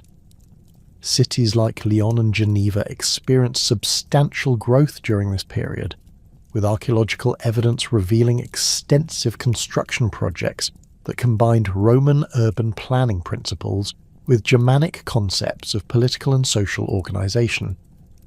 The presence of both Arian and Catholic religious buildings within the same urban contexts demonstrates the successful accommodation of religious diversity within shared political frameworks. The daily life practices that emerged in Burgundian communities during the early 6th century reveal the intimate ways in which cultural synthesis affected ordinary people's experiences and identities. Archaeological evidence from residential sites reveals the adoption of Roman cooking techniques and dietary practices alongside the preservation of traditional Germanic food preferences and meal customs. The material remains suggest that households developed flexible approaches to daily life that could incorporate innovations from multiple cultural sources while maintaining essential elements of traditional identity and social organisation. The textile production and clothing styles that characterise Burgundian society during this period demonstrate similar patterns of cultural adaptation and synthesis. Archaeological analysis of textile remains and clothing accessories reveals the combination of Germanic weaving techniques with Roman decorative styles, creating distinctive Burgundian approaches to personal adornment and social display. The presence of both Germanic-style brooches and Roman-influenced belt fittings in the same archaeological contexts suggests that individuals could draw upon multiple cultural traditions in constructing their personal and social identities. The death of Gundobad in 516 AD marked the beginning of a succession crisis that would expose the fundamental structural weaknesses underlying Burgundian royal authority, setting in motion a series of dynastic conflicts that ultimately made the kingdom vulnerable to Frankish conquest. Sigismund's accession to the throne, while initially appearing to strengthen the kingdom through his Catholic conversion and diplomatic initiatives, actually created new sources of internal tension as traditional Burgundian nobles questioned the legitimacy of a ruler who had abandoned the Arian faith that had become closely associated with Germanic royal identity. The king's religious transformation, intended to align Burgundian interests with the broader Catholic European political environment, instead alienated crucial segments of his own aristocracy, while failing to secure the external support necessary to compensate for this domestic opposition. The most serious challenge to Sigismund's authority emerged from his own family, as his brother Godomar III maintained control over substantial territories around Geneva, while refusing to acknowledge the new king's supremacy or accept his religious policies. Godomar's position represented more than simple fraternal rivalry. It embodied a fundamental disagreement about the future direction of Burgundian political development, with the younger brother advocating for the preservation of traditional Germanic institutions and religious practices that had sustained Burgundian independence since their settlement in Sapaudia. Archaeological evidence from Geneva during this period reveals extensive fortification work and the accumulation of military supplies, suggesting systematic preparation for armed resistance against royal authority. The division of the kingdom between these competing brothers created parallel administrative systems that undermined the unified governance structures that Gundobad had carefully constructed during his long reign. Sigismund controlled the southern territories centred around Lyon and Vienne, where his Catholic conversion had found more acceptance among the substantial Gallo-Roman populations, while Godomar commanded the loyalty of northern regions where traditional Burgundian warrior culture remained strongest. This geographic division roughly corresponded to religious and cultural boundaries that had persisted despite decades of attempted integration, revealing the superficial nature of the cultural synthesis that had characterized the kingdom's apparent prosperity.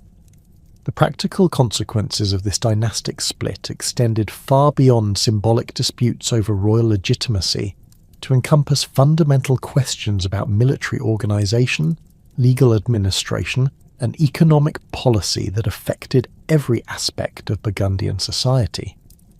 Sigismund's territories operated under legal frameworks that emphasized Catholic ecclesiastical authority and Roman administrative procedures, while Godomar's domains maintained traditional Germanic legal systems and military organizations.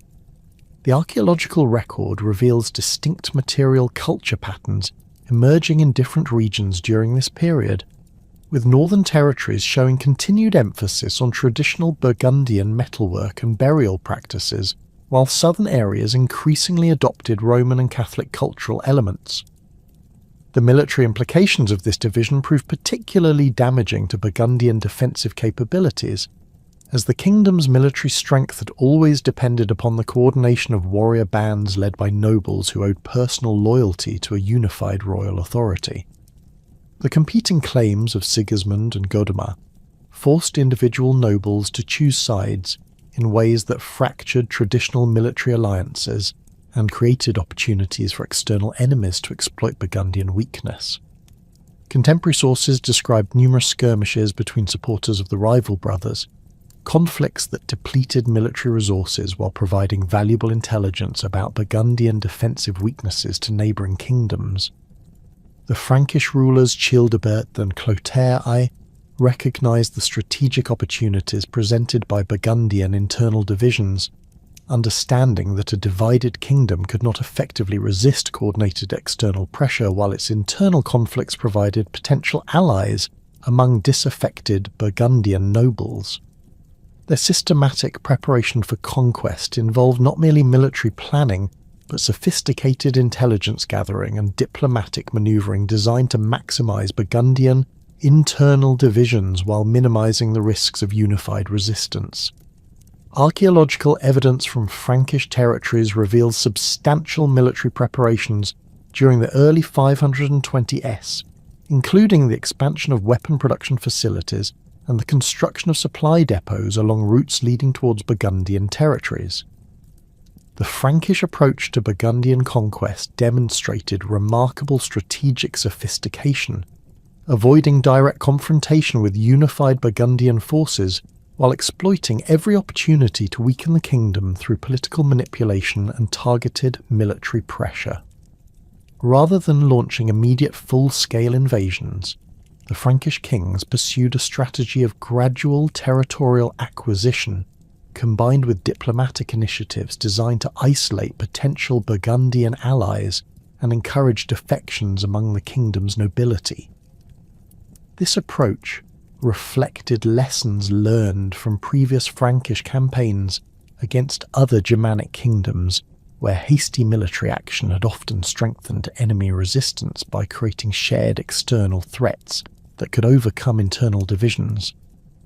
The first phase of Frankish operations against the Burgundians began in 523 AD, with carefully coordinated raids against border territories that tested Burgundian defensive responses while avoiding commitments to major battles that might unite the divided kingdom against a common enemy.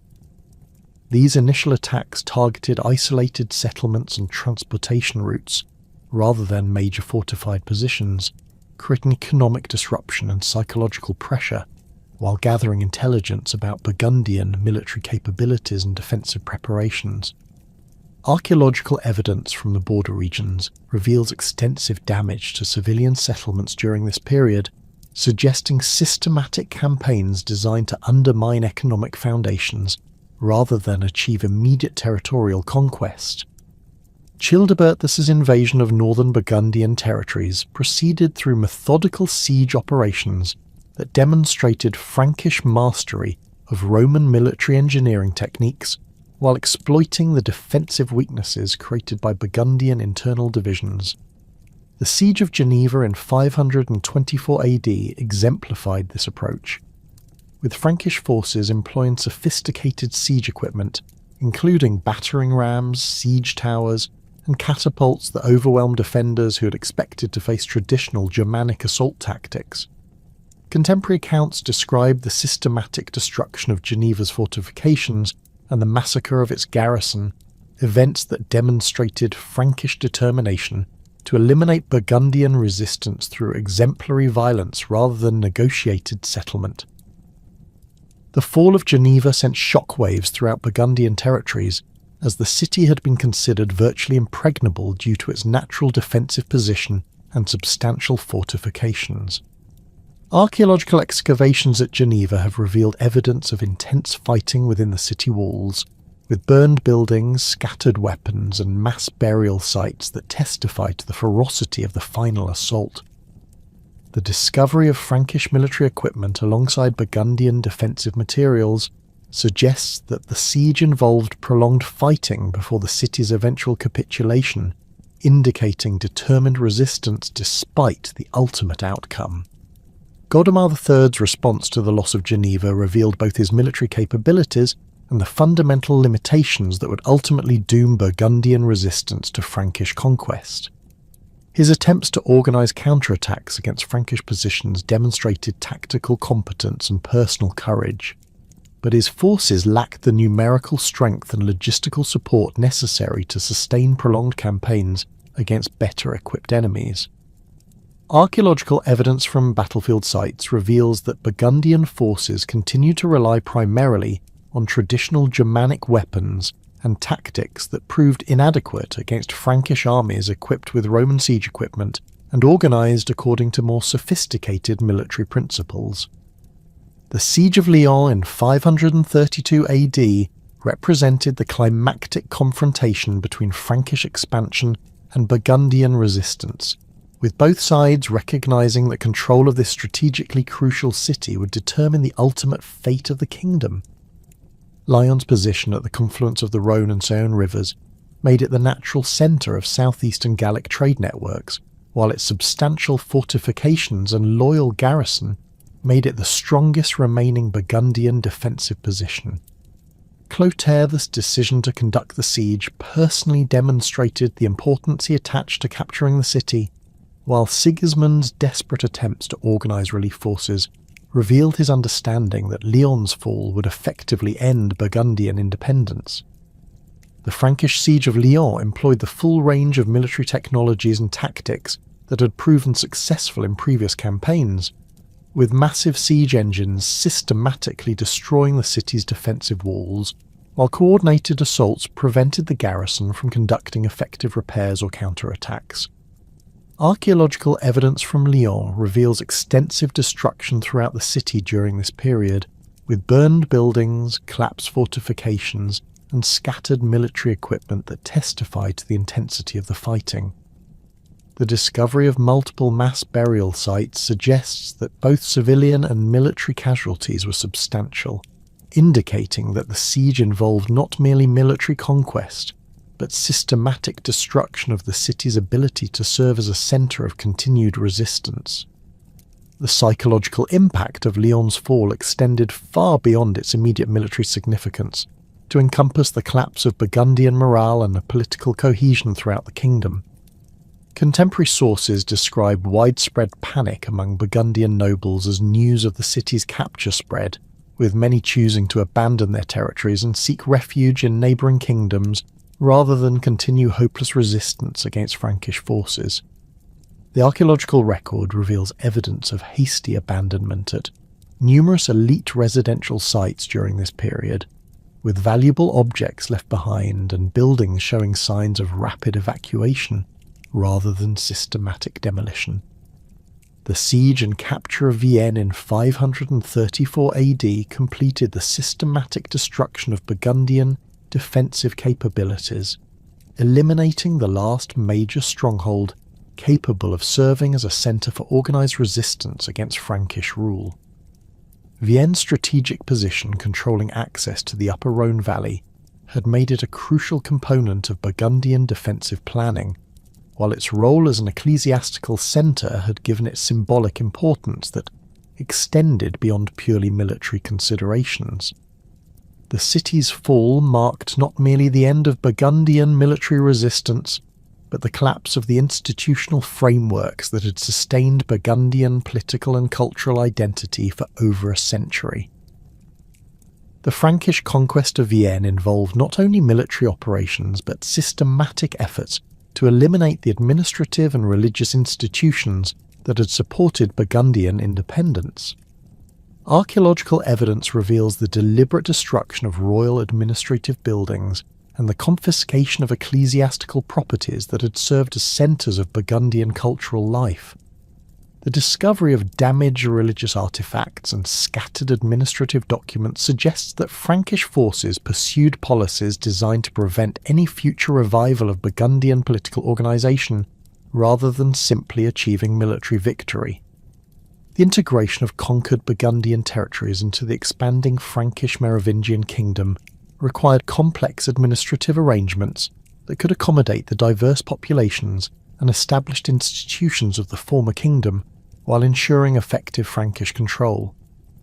The Merovingian approach to territorial integration had evolved through previous conquests to emphasize the preservation of existing administrative structures under new leadership rather than complete institutional replacement, recognizing that successful governance required maintaining economic productivity and social stability in newly acquired territories. This pragmatic approach proved particularly important in Burgundian lands, where the sophisticated legal and administrative systems developed under Gundobad and his successors had created institutional capabilities that could serve Frankish interests if properly managed. The fate of the Burgundian nobility under Frankish rule varied significantly depending on individual circumstances and the specific terms under which different nobles had submitted to Merovingian authority. Those who had surrendered early in the conquest process or had actively supported Frankish operations often retained substantial portions of their properties and continued to exercise local authority under Frankish oversight, while nobles who had resisted to the end faced confiscation of their lands and exile from their ancestral territories. Archaeological evidence reveals both continuity and disruption in elite residential patterns, with some noble households maintaining their traditional lifestyle and material culture, while others show signs of rapid social and economic decline. The preservation of Burgundian legal traditions within the Frankish administrative system demonstrated the practical value of the sophisticated legal codes that had been developed during the kingdom's independent existence. The Lex Burgundionum continued to govern legal relationships among former Burgundian subjects, while Frankish law applied to interactions involving Frankish settlers and officials, creating complex jurisdictional arrangements that required careful management to prevent conflicts. The survival of substantial portions of Burgundian legal documentation in later Frankish archives suggests that Merovingian administrators recognized the utility of existing legal frameworks and sought to incorporate them into their expanding governmental systems, rather than simply replacing them with Frankish alternatives.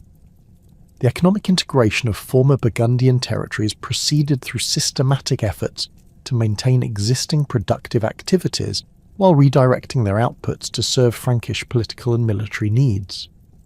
The sophisticated agricultural systems that had developed in Burgundian territories continued to operate under new ownership arrangements, with Frankish nobles and royal officials assuming control of major estates while preserving the technical expertise and labour forces that had made these properties productive.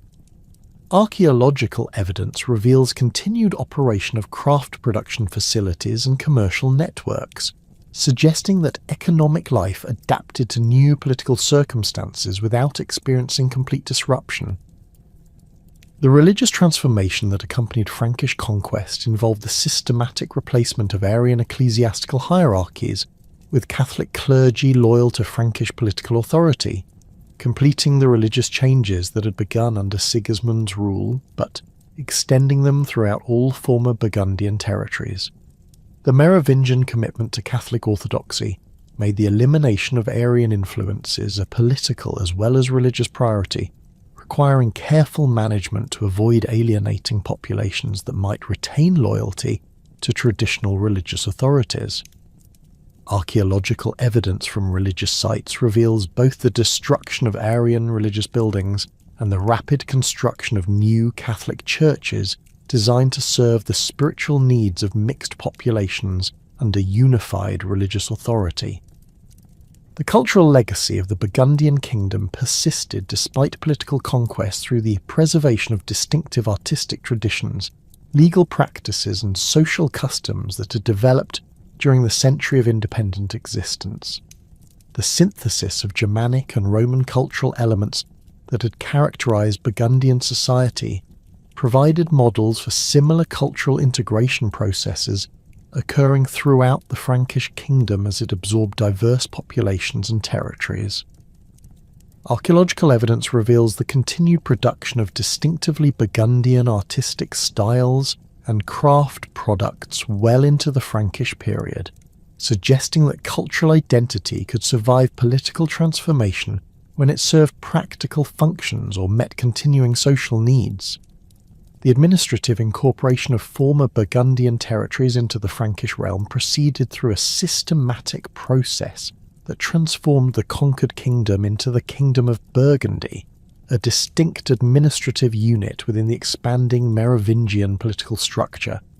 This transformation required careful balancing between the practical necessity of maintaining existing governmental frameworks and the political imperative of establishing clear Frankish authority over newly acquired populations. The Merovingian approach to territorial administration had evolved through decades of conquest and integration, developing sophisticated methods for incorporating diverse populations while preventing the emergence of separatist movements that could threaten royal authority. The establishment of the Kingdom of Burgundy as a formal administrative division reflected Frankish recognition that the former Burgundian territories possessed distinctive characteristics that required specialized governmental approaches. Unlike the relatively homogeneous Frankish heartlands along the Rhine and Seine valleys, the Burgundian regions encompassed diverse populations with complex legal traditions, established ecclesiastical hierarchies, and sophisticated economic systems that had developed during centuries of Roman rule, followed by Germanic kingdom administration.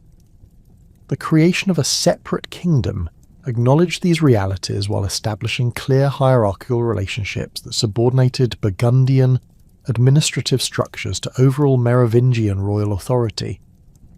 The appointment of Frankish nobles to key administrative positions throughout the former Burgundian territories ensured political loyalty while creating opportunities for advancement that could attract ambitious individuals from throughout the Merovingian realm. These appointments typically involved experienced administrators who had demonstrated competence in managing complex territorial arrangements and diverse populations in other parts of the Frankish kingdom. Archaeological evidence from administrative centres reveals substantial construction projects during the early years of Frankish rule, including the expansion of royal residences, the construction of new administrative buildings, and the modification of existing structures to accommodate Frankish governmental procedures. The persistence of Burgundian legal traditions under Frankish overlordship demonstrated the practical value of the sophisticated legal codes that had been developed during the independent kingdom's existence. The Lex Burgundionum continued to govern legal relationships among former Burgundian subjects, while the Lex Romana Burgundianum remained in effect for interactions involving Roman populations within the territory. This legal continuity served Frankish administrative interests by maintaining established frameworks for dispute resolution and property regulation that would have been costly and disruptive to replace entirely. Contemporary legal documents reveal the continued application of Burgundian legal principles decades after the conquest. suggesting that Frankish administrators recognized the effectiveness of existing legal systems. The adaptation of Burgundian legal traditions to serve Frankish political needs involved subtle modifications that preserved essential procedural elements while ensuring ultimate royal authority over legal decisions. Frankish officials assumed supervisory roles over local courts that continued to operate according to Burgundian legal procedures, creating hierarchical arrangements that maintained familiar legal processes while establishing clear chains of command leading to Merovingian royal authority.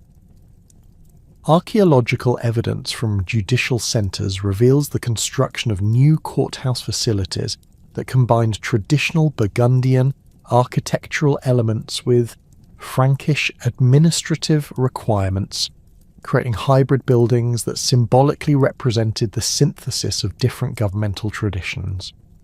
Local governance structures throughout the former Burgundian territories retained many of their traditional characteristics, while accepting new forms of oversight that ensured compliance with Frankish political objectives. The comital system that had developed during the independent kingdom continued to function, with local counts maintaining responsibility for territorial administration, military organisation, and judicial oversight within their jurisdictions. However, these positions increasingly went to individuals with demonstrated loyalty to Frankish royal authority, whether through previous service in other parts of the Merovingian realm or through marriage alliances that connected local noble families to Frankish political networks. The preservation of existing administrative boundaries and territorial divisions reflected Frankish understanding that established governmental frameworks possessed practical advantages that outweighed the symbolic benefits of complete institutional replacement. The Pagus system that had organised local administration throughout Burgundian territories continued to operate under Frankish rule, with individual pagi maintaining their traditional boundaries and administrative centres while accepting new forms of royal oversight. Archaeological surveys reveal continued occupation of traditional administrative sites during the Frankish period, with evidence of building modifications and expansions that suggest adaptation rather than replacement of existing governmental facilities. The integration of Burgundian administrative personnel into Frankish governmental systems proceeded through careful evaluation of individual qualifications and political reliability rather than wholesale replacement of existing officials. Many lower-level administrators who possessed essential technical expertise and local knowledge retained their positions under Frankish oversight, providing continuity that facilitated the transition to new political arrangements. Contemporary documents reveal the continued employment of scribes, legal experts, and financial administrators who had served the independent kingdom, suggesting that Frankish rulers recognized the practical value of preserving institutional memory and administrative expertise. The role of Burgundian nobles in Carolingian administration evolved gradually as political circumstances changed and new opportunities for advancement emerged within the expanding Frankish political system.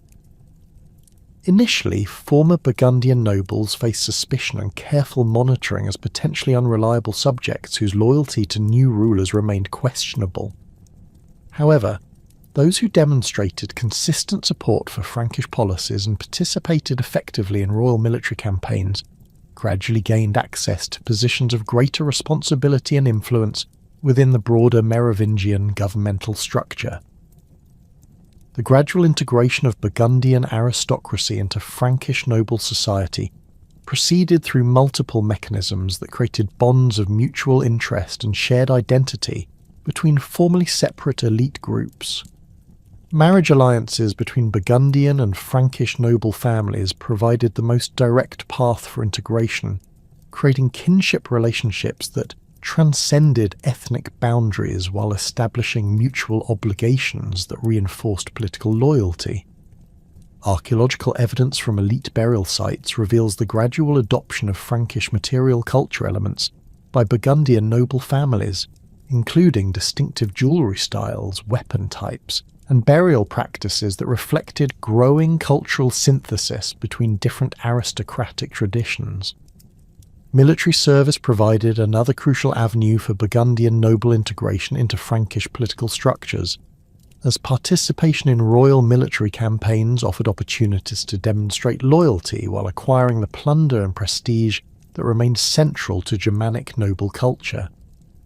Burgundian warriors who distinguished themselves in Frankish military operations could expect rewards including land grants, official positions, and access to royal court circles that had previously been restricted to ethnic Franks.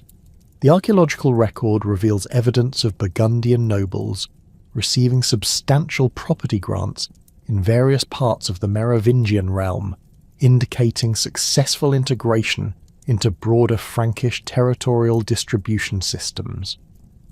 The preservation of traditional Burgundian noble privileges under Frankish rule required careful negotiation between different concepts of aristocratic authority and social hierarchy.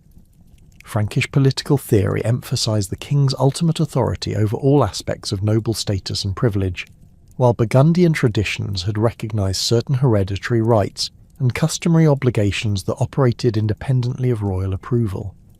The resolution of these conflicting approaches involved the development of hybrid systems that preserved essential elements of Burgundian noble identity, while establishing clear subordination to Frankish royal authority. The participation of Burgundian nobles in Frankish court life created opportunities for cultural exchange and political advancement that gradually eroded the distinctions between different ethnic aristocratic groups. The Merovingian royal court attracted ambitious nobles from throughout the kingdom, creating environments where Burgundian, Frankish, and other Germanic noble traditions interacted and influenced each other. Contemporary sources describe Burgundian nobles participating in court ceremonies, royal councils, and diplomatic missions that required familiarity with Frankish political customs, while providing opportunities to influence royal policy decisions. The economic foundations of Burgundian noble power adapted to Frankish political arrangements while maintaining many traditional characteristics that had sustained aristocratic authority during the independent kingdom. Large estates that had formed the basis of noble wealth continued to operate under new ownership arrangements, with former Burgundian nobles often retaining substantial portions of their properties while accepting Frankish oversight of their economic activities. Archaeological evidence from noble residential sites reveals continued investment in agricultural improvements, craft production facilities, and commercial activities that maintained the economic foundations necessary for our aristocratic lifestyle and political influence. Economic continuity throughout the former Burgundian territories reflected both the practical necessity of maintaining productive activities and the sophisticated commercial networks that had developed during the independent kingdom's existence. The Rhone Valley trade routes that had connected Mediterranean markets with northern European commercial centres continued to operate under Frankish administration, providing revenues through customs duties and commercial taxes that served royal financial needs while maintaining the economic foundations of regional prosperity. Archaeological evidence from commercial centres reveals continued activity at traditional market sites, with material remains indicating the persistence of established trading relationships despite political changes. The development of trade networks under Frankish rule built upon existing commercial relationships while expanding access to markets throughout the growing Merovingian realm. Burgundian merchants who had previously focused primarily on Mediterranean connections gained opportunities to participate in commercial activities extending into northern Gaul, the Rhine Valley, and beyond into Germanic territories that had come under Frankish influence. The archaeological record reveals increasing diversity in traded goods found at Burgundian sites during the Frankish period, including products from Scandinavia, the British Isles, and Eastern European regions that had previously been accessible only through complex intermediary arrangements. The integration of Burgundian commercial activities into broader Frankish economic systems required adaptation of existing business practices to accommodate different legal frameworks and administrative requirements. Frankish commercial law differed in significant ways from the legal traditions that had governed trade during the independent kingdom, requiring merchants and craftsmen to learn new procedures for contract negotiation, dispute resolution, and tax payment. Contemporary documents reveal the gradual adoption of Frankish commercial practices alongside the preservation of traditional Burgundian business relationships, creating hybrid economic systems that combined elements from multiple legal and cultural traditions. Agricultural production throughout the former Burgundian territories maintained many traditional characteristics, while adapting to new ownership patterns and administrative requirements imposed by Frankish rule. The villa system that had formed the backbone of rural economic organisation continued to operate under new management arrangements, with Frankish nobles and royal officials assuming control of major agricultural estates while preserving the technical expertise and labour systems that had made these properties productive. Archaeological evidence from rural sites reveals continued investment in agricultural infrastructure, including the construction of new storage facilities, the expansion of irrigation systems, and the introduction of improved farming techniques that increased productivity. The preservation of specialised craft production capabilities reflected Frankish recognition of the economic value represented by skilled artisans and established manufacturing centres throughout the former Burgundian territories. Metalworking facilities that had produced the distinctive weapons and jewellery characteristic of Burgundian material culture continue to operate under new ownership arrangements, often expanding their production to serve markets throughout the Frankish realm. Archaeological evidence from craft production sites reveals both continuity in traditional techniques and innovation in response to new market demands, with artisans developing hybrid styles that combined Burgundian artistic traditions with Frankish cultural preferences. The wine production that had become increasingly important to the Burgundian economy during the independent kingdom continued to develop under Frankish administration, benefiting from expanded market access and royal patronage that recognised the commercial and diplomatic value of high-quality wine production. The favourable climatic conditions and established vineyard infrastructure in regions like the Côte d'Or provided natural advantages that Frankish administrators sought to exploit for both economic and political purposes. Archaeological evidence from wine-producing regions reveals substantial investments in production facilities during the early Frankish period, including the construction of new pressing facilities, storage buildings, and transportation infrastructure that supported expanded commercial operations. The monetary systems that had developed during the independent Burgundian kingdom required adaptation to accommodate Frankish royal authority over coinage and currency regulation. The Merovingian approach to monetary policy emphasised royal control over precious metal supplies and minting operations, while allowing regional variations that could serve local economic needs. Numismatic evidence reveals the gradual replacement of distinctively Burgundian coin designs with Frankish royal imagery, though local minting operations continued to serve regional commercial requirements under royal oversight.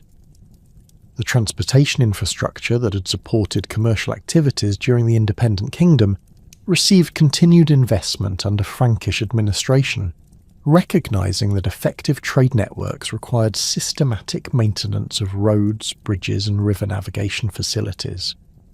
The strategic importance of the Rhône Valley transportation corridor made infrastructure maintenance a royal priority that served both economic and military objectives. Archaeological evidence reveals substantial construction projects during the early Frankish period, including bridge reconstruction, road improvements, and the construction of new port facilities that enhanced the region's commercial capabilities. The transformation of Burgundian territories under Carolingian rule represented a fundamental shift from the administrative pragmatism of Merovingian governance to a more ambitious vision of cultural renewal and imperial restoration that would profoundly reshape regional identity throughout the 8th and 9th centuries.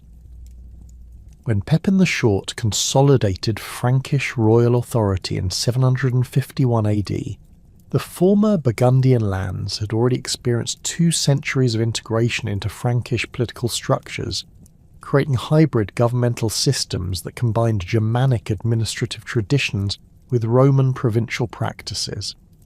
The Carolingian revolution in governance extended far beyond mere dynastic change to encompass systematic efforts at cultural standardization, religious reform, and intellectual revival that would fundamentally alter the relationship between regional identities and imperial authority. The Carolingian approach to territorial administration emphasized standardization and centralization, while recognizing that effective governance required accommodation of established regional characteristics and traditions. Throughout the former Burgundian territories, this approach manifested itself through the systematic appointment of counts and other royal officials who possessed both technical competence and demonstrated loyalty to Carolingian political objectives.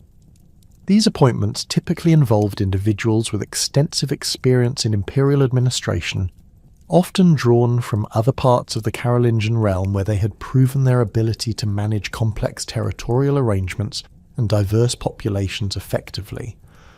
Archaeological evidence from administrative centres throughout Burgundy reveals substantial construction projects during the early Carolingian period, including the expansion of royal palaces, the construction of new administrative complexes, and the modification of existing buildings to accommodate the expanded bureaucratic requirements of Carolingian governance.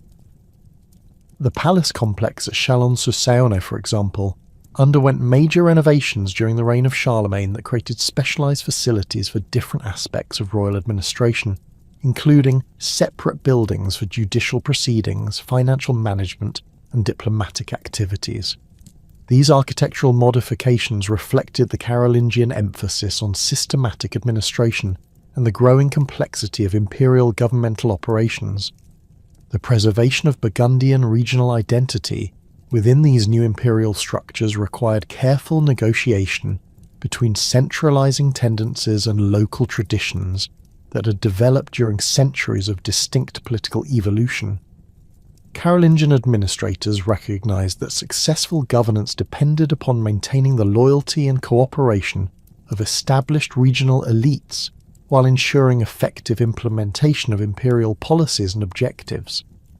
This balance was achieved through institutional arrangements that preserved many traditional aspects of Burgundian legal and administrative practices, while establishing clear hierarchical relationships that subordinated regional authority to imperial oversight.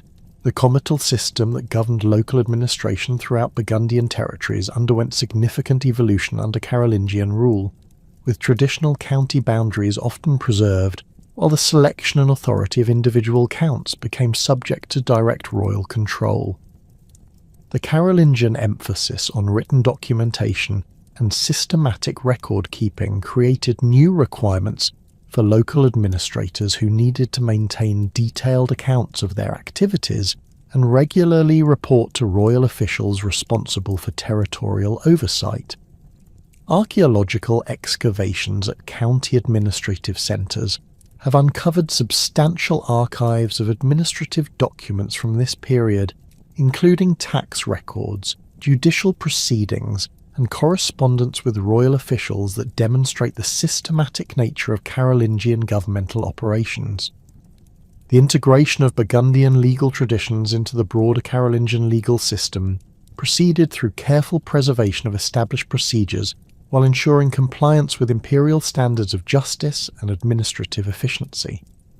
The capitulary system, developed by Carolingian administrators, provided frameworks for adapting local legal practices to serve imperial objectives, while maintaining familiar procedures that could ensure continued acceptance by regional populations. Contemporary legal documents reveal the continued application of modified versions of Burgundian legal codes decades after the establishment of Carolingian rule, suggesting that imperial administrators recognized the practical value of preserving effective local legal traditions. The monastic reform movements that characterize Carolingian religious policy found particularly fertile ground in Burgundian territories, where established monastic communities possessed both the institutional infrastructure and intellectual traditions necessary for supporting ambitious programs of religious and cultural renewal. The Abbey of Saint-Maurice, which had been founded during the independent Burgundian kingdom, became a focal point for Carolingian monastic reform efforts, receiving substantial royal patronage and serving as a model for similar reforms throughout the region. Archaeological evidence from the abbey reveals extensive construction projects during the early Carolingian period, including the expansion of church buildings, the construction of new residential quarters for monks, and the creation of specialised facilities for manuscript production and scholarly activities. The Benedictine reform movement found particularly strong support among Carolingian administrators, who recognised that standardised monastic practices could serve both religious and political objectives by creating networks of loyal religious institutions throughout the empire. The Abbey of Cluny, founded in 910 AD through the patronage of Duke William IV of Aquitaine, emerged as the most influential centre of monastic reform in Burgundian territories, developing innovative approaches to monastic organisation that would influence religious communities throughout Europe. The Cluniac reforms emphasised strict adherence to the rule of St. Benedict, while creating centralised administrative structures that connected individual monasteries to broader networks of religious authority and mutual support. The scriptoriums that developed at Cluniac monasteries throughout Burgundy became renowned throughout Europe for the quality and sophistication of their manuscript production, creating illuminated texts that combined traditional Burgundian artistic elements with Carolingian stylistic innovations. Archaeological evidence from monastic scriptoriums reveals the presence of specialised workshops equipped with the tools and materials necessary for producing high-quality manuscripts, including parchment preparation facilities, ink production areas, and binding workshops that could create finished books capable of surviving centuries of use. The manuscripts produced at these facilities demonstrate remarkable artistic sophistication, with illuminations that incorporate complex geometric patterns derived from Germanic artistic traditions, alongside figurative elements influenced by Byzantine and Italian artistic styles. The intellectual life that flourished in Burgundian monasteries during the Carolingian period contributed significantly to the broader cultural renaissance that characterised this era of European history. Monastic libraries accumulated substantial collections of classical texts, patristic writings, and contemporary scholarly works that provided the foundation for advanced educational programs that attracted students from throughout the Carolingian realm. The presence of scholars from various cultural backgrounds, including former Roman territories, Germanic regions, and even Byzantine and Islamic areas, created cosmopolitan intellectual environments that fostered innovation and cultural synthesis. The educational programs developed at Burgundian monasteries emphasized both traditional religious instruction and the liberal arts curriculum that had been preserved from classical antiquity, creating educational frameworks that could prepare students for both ecclesiastical careers and secular administrative positions. Archaeological evidence from monastic educational facilities reveals the presence of specialised classrooms, libraries and workshops where students could receive instruction in grammar, rhetoric, dialectic, arithmetic, geometry, astronomy and music. The curriculum materials preserved in monastic archives demonstrate the sophisticated educational standards maintained at these institutions, with textbooks and instructional materials that required advanced literacy and mathematical skills. The development of distinctive Burgundian approaches to manuscript illumination during the Carolingian period reflected the synthesis of multiple artistic traditions within institutional frameworks that could support sustained artistic innovation. The illuminated manuscripts produced at Burgundian scriptoriums demonstrate remarkable technical sophistication, with complex colour palettes, intricate decorative schemes, and innovative approaches to integrating text and image that influenced manuscript production throughout Europe. The artistic styles that emerged from these workshops combined traditional Germanic geometric patterns with classical Roman figurative elements and contemporary Carolingian stylistic innovations, creating distinctive visual languages that expressed both regional identity and imperial cultural ideals. The Abbey of Citeaux, founded in 1098 AD as part of the broader Cistercian reform movement, represented a different approach to monastic organisation that emphasised simplicity, manual labour, and direct engagement with agricultural and craft production activities. The Cistercian emphasis on self-sufficiency and economic productivity created monastic communities that made substantial contributions to regional economic development while maintaining rigorous standards of religious observance and intellectual activity. Archaeological evidence from Cistercian monasteries reveals extensive agricultural facilities, including granges, mills, and workshops that supported both monastic communities and surrounding populations through their economic activities. The architectural innovations developed by Cistercian monasteries throughout Burgundy influenced church construction throughout Europe, creating distinctive building styles that combined functional efficiency with spiritual symbolism in ways that expressed both religious devotion and technological sophistication.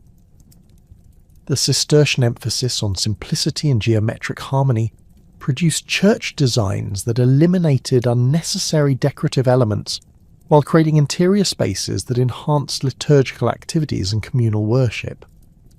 Archaeological analysis of Cistercian church foundations reveals sophisticated understanding of structural engineering principles that enable the construction of large interior spaces without the massive wall supports required by earlier Romanesque architectural styles. The agricultural innovations developed by Cistercian monasteries contributed significantly to the economic prosperity that characterized Burgundian territories during the high medieval period, with monastic estates serving as centres for the development and dissemination of improved farming techniques, new crop varieties, and more efficient land management practices. The Cistercian emphasis on manual labour and direct engagement with agricultural activities created monastic communities that possessed practical expertise in farming, animal husbandry, and land management that benefited both their own communities and surrounding secular populations.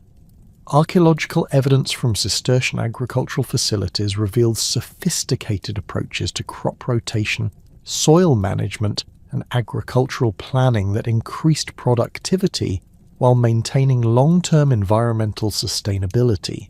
The Treaty of Verdun in 843 AD created new political realities that would fundamentally reshape the relationship between Burgundian regional identity and imperial authority, dividing the former Carolingian Empire into separate kingdoms that competed for territorial control and political influence throughout the region. The treaty's provisions assigned different portions of Burgundian territory to Middle Francia under Lothair and West Francia under Charles the Bald, creating political boundaries that cut across established administrative divisions and cultural regions in ways that would generate centuries of territorial disputes and conflicting loyalties.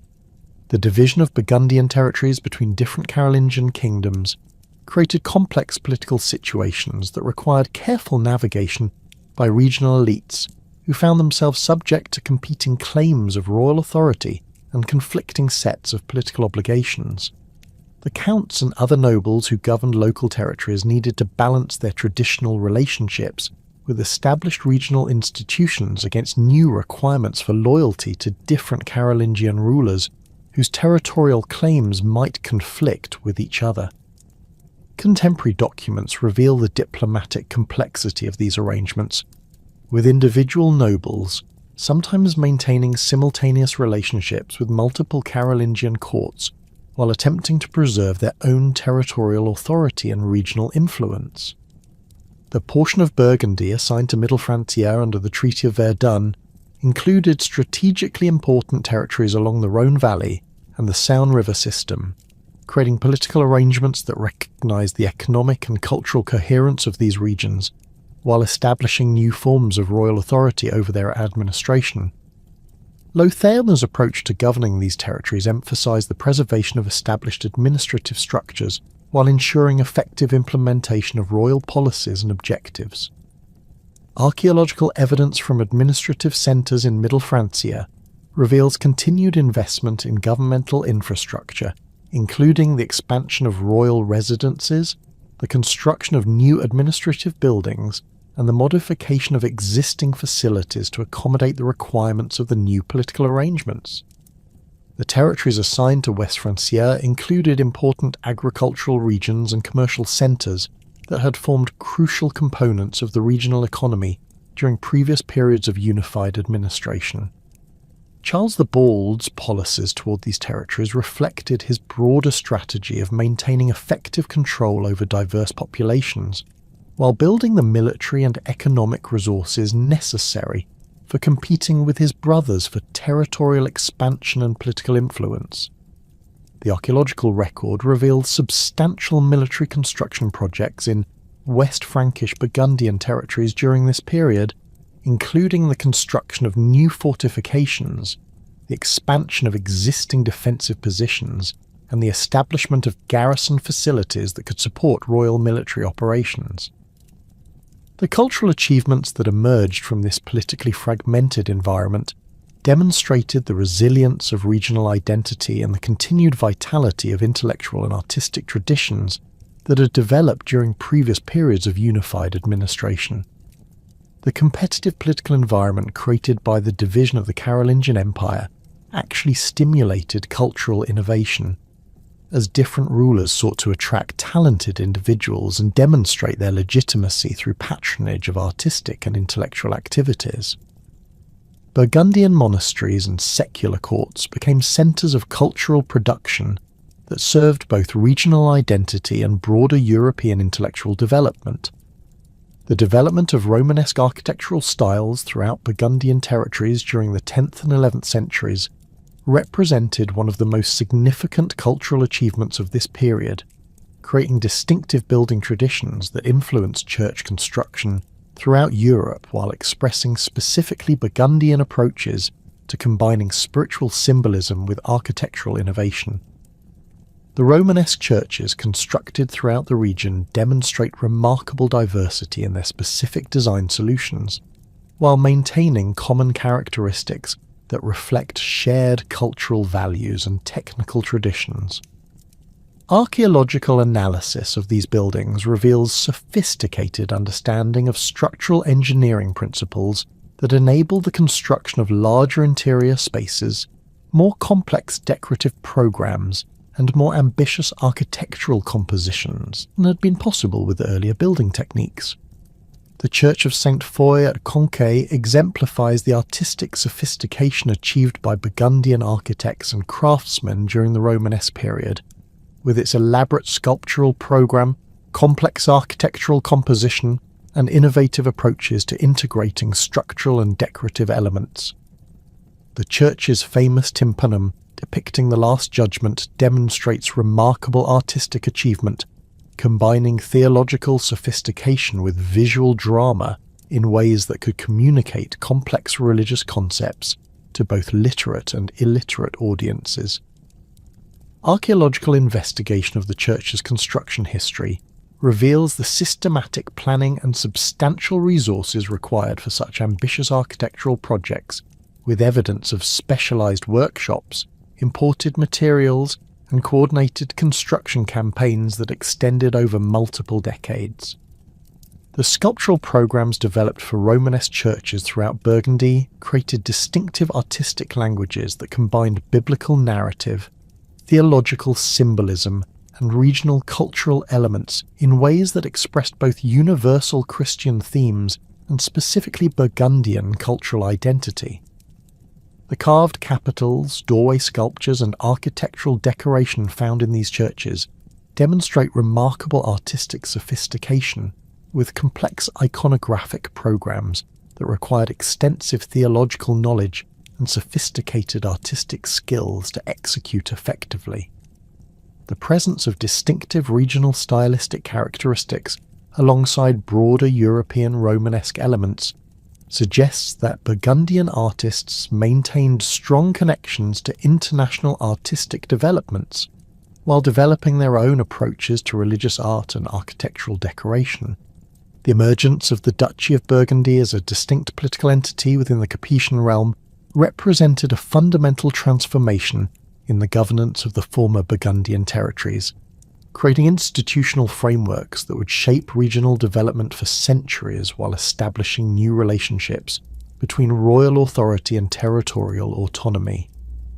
When Hugh Capet ascended to the French throne in 987 AD, the fragmented political landscape left by Carolingian decline required systematic reconstruction of administrative structures capable of managing diverse territories with complex histories and established traditions of local governance. The creation of the Duchy of Burgundy under Capetian authority proceeded through careful negotiation between royal prerogatives and regional autonomy, establishing precedents that would influence French territorial administration throughout the medieval period. The appointment of Robert III as the first Capetian Duke of Burgundy in 1032 marked the beginning of a new era in regional governance that combined traditional French ducal authority with recognition of Burgundy's distinctive cultural and economic characteristics. Robert's position required balancing loyalty to Capetian royal authority with effective management of territories that possessed their own legal traditions, ecclesiastical hierarchies, and economic systems developed during centuries of independent or semi-independent existence. Archaeological evidence from ducal administrative centres reveals substantial construction projects during Robert's reign, including the expansion of ducal palaces, the establishment of new administrative facilities, and the modification of existing structures to accommodate the complex requirements of territorial governance within the Capetian political system. The simultaneous existence of the County of Burgundy, known as Franche-Comté, as a separate political entity within the Holy Roman Empire, created complex diplomatic and territorial relationships that would influence regional development throughout the medieval period. The county's position as an imperial fief under Germanic authority, while maintaining close cultural and economic ties with the French duchy, required sophisticated diplomatic management and created opportunities for both cooperation and conflict between different political systems. The territorial boundaries between duchy and county often reflected historical accident rather than natural geographic divisions, creating situations where related populations found themselves subject to different legal systems and political authorities. The administrative structures that developed within the Duchy of Burgundy during the early Capetian period preserved many traditional elements of regional governance, while adapting to new requirements imposed by integration into the French royal system. The ducal court that emerged at Dijon combined traditional Burgundian administrative practices with innovations borrowed from other parts of the Capetian realm, creating hybrid governmental systems that could address local needs while maintaining effective coordination with royal authority. Contemporary documents reveal the development of specialized administrative offices responsible for different aspects of territorial governance, including financial management, judicial oversight, military organization, and diplomatic relations with neighboring territories. The preservation of distinctive Burgundian legal traditions within the ducal administrative system reflected both practical necessity and political calculation, as effective governance required maintaining established frameworks for dispute resolution and property regulation that commanded acceptance among diverse regional populations. The coutume de Bourgogne that developed during this period incorporated traditional Burgundian legal principles alongside innovations derived from French royal law and canonical legal traditions, creating comprehensive legal codes that could address the complex disputes arising in territories with mixed populations and diverse economic activities. Archaeological evidence from judicial centres reveals the construction of specialized courthouse facilities equipped for conducting legal proceedings according to these hybrid legal systems. with architectural features that combine traditional Burgundian design elements with French royal symbolic requirements.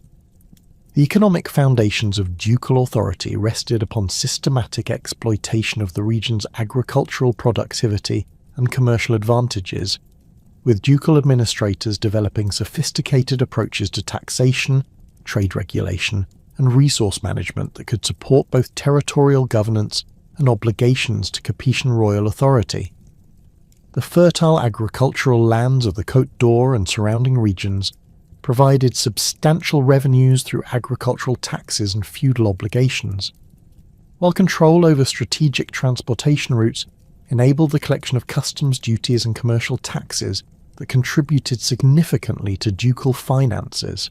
Archaeological surveys of ducal estates reveal evidence of systematic agricultural improvement projects, including the construction of new mills, the expansion of vineyard cultivation, and the development of improved storage and transportation facilities that enhance both productivity and tax collection efficiency. The rise of the Valois Dukes of Burgundy, beginning with Philip the Bold's succession in 1363, transformed the duchy from a regional French territory into one of Europe's most powerful political entities, capable of challenging royal authority and pursuing independent diplomatic initiatives that reflected broader ambitions for territorial expansion and political influence. Philip's marriage to Margaret of Flanders in 1369 brought substantial Flemish territories under Burgundian control, creating a trans-regional state that combined the agricultural wealth of Burgundy with the commercial prosperity of the Low Countries. This territorial expansion required fundamental restructuring of administrative systems to accommodate diverse populations with different legal traditions, economic structures, and political expectations while maintaining unified governance under ducal authority. The administrative challenges posed by governing territories scattered across multiple kingdoms and imperial jurisdictions required innovative approaches to governmental organisation that could maintain effective coordination despite geographic separation and diverse legal frameworks. Philip the Bold's administration developed sophisticated communication networks that connected ducal territories through regular courier services, standardized administrative procedures, and coordinated policy implementation that ensured consistent governance despite territorial fragmentation.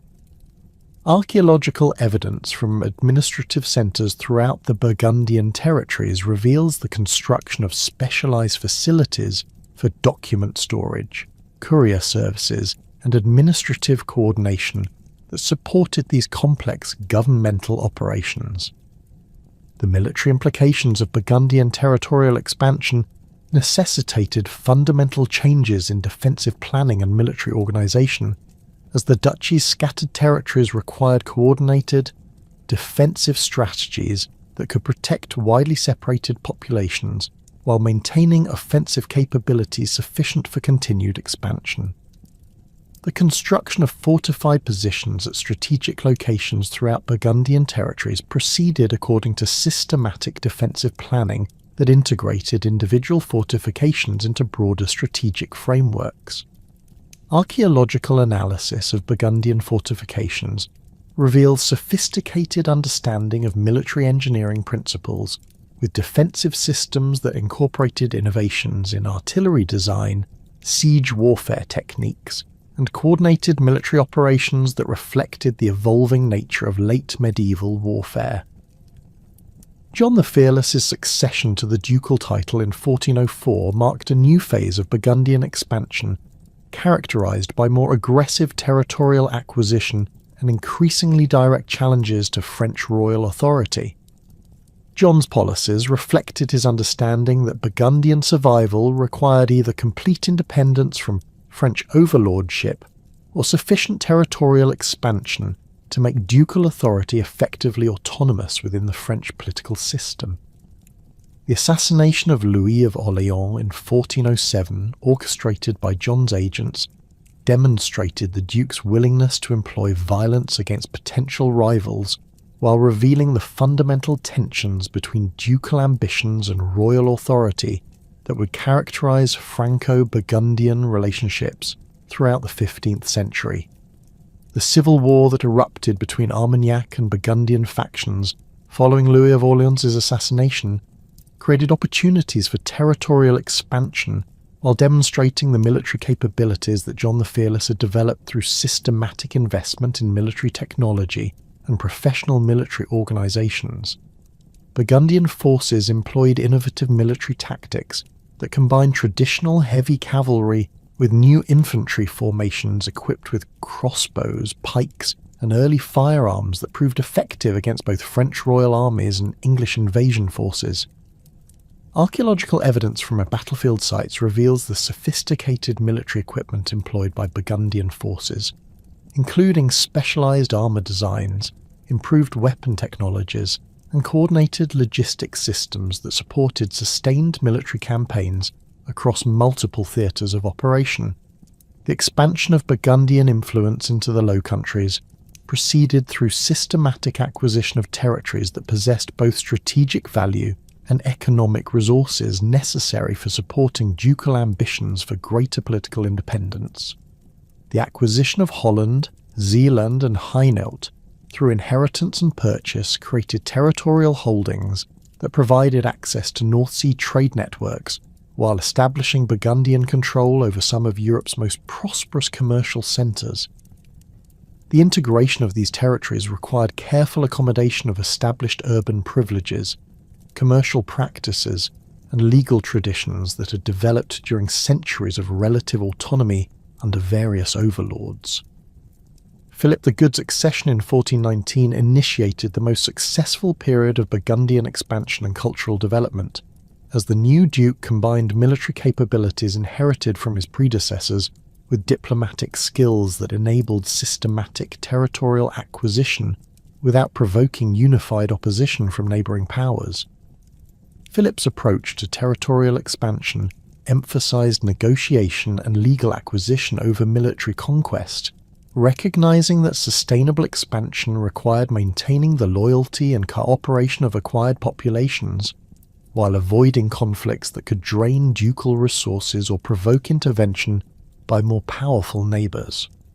The acquisition of additional Low Countries territories under Philip the Good proceeded through complex negotiations that balanced ducal expansion objectives with the practical requirements of governing diverse urban populations with established commercial privileges and political traditions.